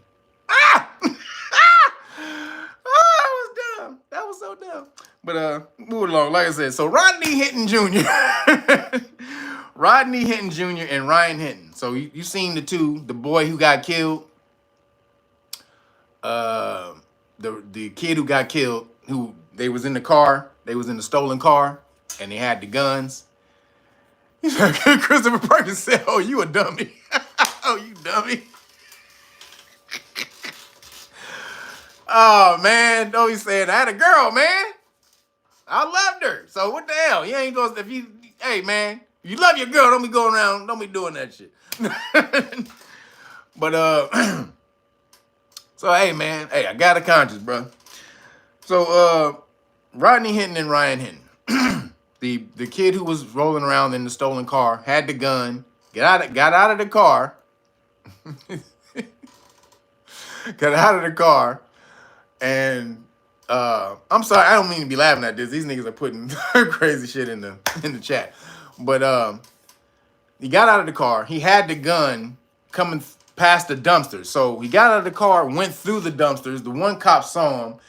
Another cop went around the dumpster.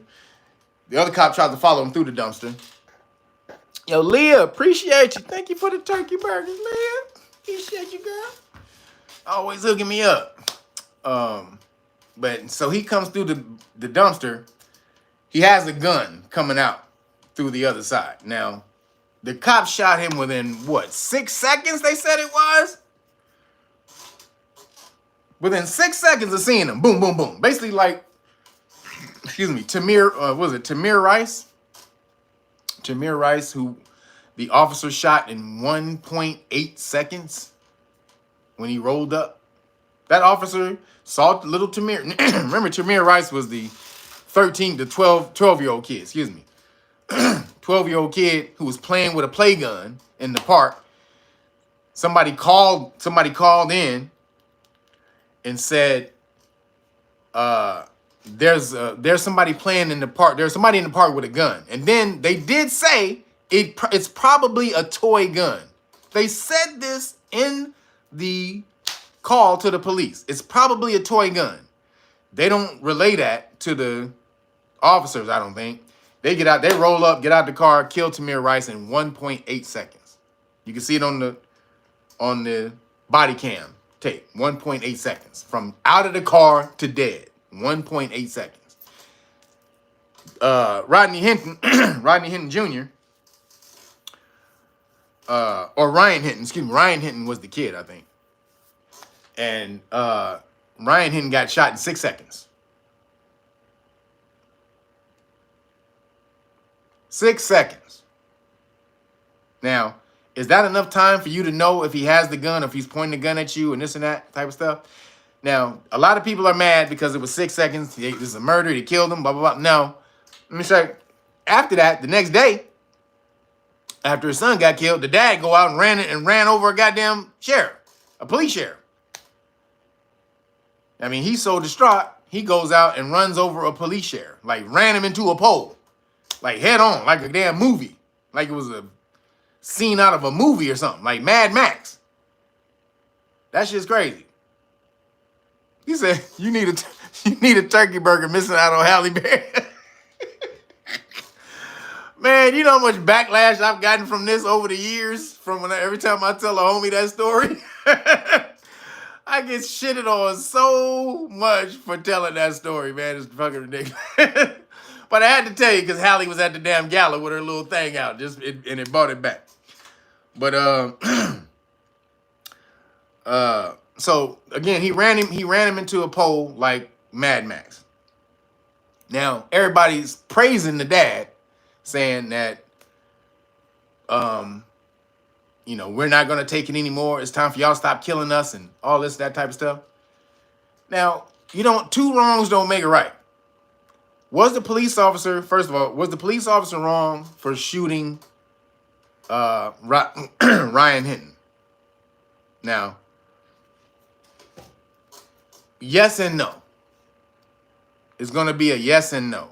Because a lot of times they're much more lenient or reserved when it's a Caucasian person not threatening their life. He wasn't threatening them. He was running away. Now, you can say, well, he had the gun in his hand and he had it in a slotted manner, like he was trying to point, a slit manner, like he was trying to point the gun sideways at the cop or whatever. And the cop mistook it. The cop thought he was trying to point it at him, whatever. But he was running away. He was clearly running away. Now, the question is, can a cop shoot somebody who's running away? Usually no. Usually no, unless you are a danger to the public. If a police officer considers you a danger to the public, and you are fleeing, they can shoot you. So if you have a weapon and you start running away from the police officer, like you have a gun or a knife or something like that, and you run away from police officers, they can shoot you. Because if you get away with that weapon and then an hour or 2 hours later, you kill 3 or 4 people and the police officer could have stopped you, then that's going to go back on the police officer. So him running away with the gun, even though a police officer might have taken up more time to shoot somebody who was Caucasian, he was actually in the right for what he did. Or he wasn't in the wrong. I ain't gonna say he was in the right, but he wasn't in the wrong. Technically. Morally, you never know. You can argue that because the good dude had a gun. However, the kid had responsibility. You 18 years old. Why you rolling in a stolen car with guns? Come on, bro. Come on, parents. Let's teach the kids better. Now the father gets all mad because you should have taught your son better. You should have been there for him, teaching him better. Instead of now you got to get revenge for him. For a shooting that was actually legal. And then the GoFundMes and all the rest of that they get for the defense and all that. This is why they're praising that white girl who got all that money. She close to $1 million now for calling that little kid nigga, the little autistic melanated kid nigga. She almost up to $1 million, y'all. $1 million for calling him. So this is the racial shit that's rising right now. And they'll say Trump is because Trump's in office and all the rest of that. And it's probably a lot of that is so. They feel more emboldened to talk shit, the the racist Caucasian people, MAGA, which I call MAGA with the remove the M and put the F. Racist MAGA is is FAGA. It ain't MAGA. And so when you get the black people raising money for the dude who run over the police officer, now the police officer didn't have nothing to do with nothing. He wasn't the one who shot the kid. He was just a regular police officer. Regular sheriff. Now, did he have, who knows what kind of karma he had and all the rest of that? We don't know. You know, I don't know if he had karma and this was his karma coming back. I don't know any of that. What I do know is that the dude who killed him didn't know that he did anything. And he killed him anyway. And so that was the wrong thing. But also was wrong for melanated people to try to back the dude who did this. Because you frustrated with the police, you can't be backing somebody who's a stone cold killer and killed for the wrong reason because his son was out here fucking up. He didn't teach his son better. You mad at yourself. You ain't mad at the goddamn cops. You mad at yourself because you wasn't a better dad. And didn't have your son rolling around in stolen cars with guns. Because I promise you, sons from good dads don't be rolling around in cars with guns. Or it's very rare when that happens. When the kid is raised right. So it sucks that an 18-year-old is gone, but his dad should have taught him. Fathers, you have that responsibility. You got to teach them because you see the predators out here trying to get them. They ain't going to give you no leeway like they give the little white kids or a white kid, not white dude. Now, yes, Caucasian people get killed more from police. That's true. But that's because they know, first of all, that's because there's more of them. But then that's also because the police officer know that if they kill melanated people, more backlash is going to come. However, they harass melanated people far more than anybody else. They don't kill you as much, but they harass you and beat the shit out of you more than anything. And so this dude who now is going to jail forever, your son gone, now you gone forever. Now your family got to live without both you and the son. It's just dumb shit. It's just a self-perpetuating cycle that never will stop until you get your asses over here and teach your kids right. You understand? Teach them properly. Do you understand how powerful it is to be able to break a police officer down with their own shit and watch them back the fuck up and be like, oh, all right, I'm just going to let you go with a warning. Do you understand how powerful that is?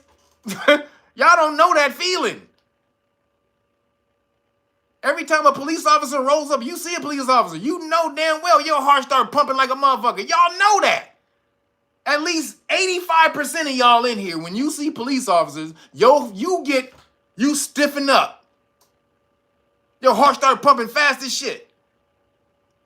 You don't want to talk too loud. You don't want to do nothing crazy. You don't want to bring attention to yourself. Because you think, oh shit, that popo over there, fuck him. I'll tell you that right now, fuck him.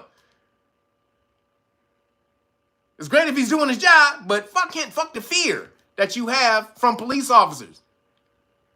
Y'all all struck with PTSD. Popo PTSD. Straight up. Police, what is it? What is trauma disorder? Police trauma. Police traumatic stress disorder. That's what that shit is. That's what you have. And so this is the way to alleviate it, with knowledge. That's always the way it's been for anything. To alleviate a fear is with knowledge. That's how you kill fear, is with the knowledge of what that fear is. The only reason you have fear of it is because you don't have knowledge of it. Fear is anxiety over the unknown. That's what fear is. Anxiety over the unknown. Once you come to familiarize yourself with something, it usually takes most of the fear away from it. So boom, stop being scared. Get your damn book. One of these three. Really, order this and you will get this for free. You don't even need money. You don't need to pay for this. I'm giving you this for free. You got to pay for this because this is knowledge that's gonna feed your superpowers. So you got to pay for the superpower knowledge. However, I'm gonna give you the knowledge to empower your children for free. But right here, go to realnoggets.com. This is the way you support. Great book of melanin research, the hard copy. You get books 1 and 2. This is the new revised version, off the chain.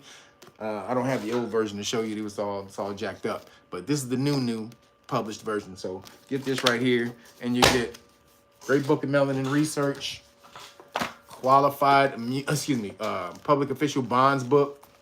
Boom. You get any one of these right here. You get one of the three. And the public official bonds book lets police officers, or lets you place a claim on police officers' public official bond or their police insurance. All of them have police insurance. Go after it. Get it. Stop letting them, excuse me. Nadir, appreciate you, brother.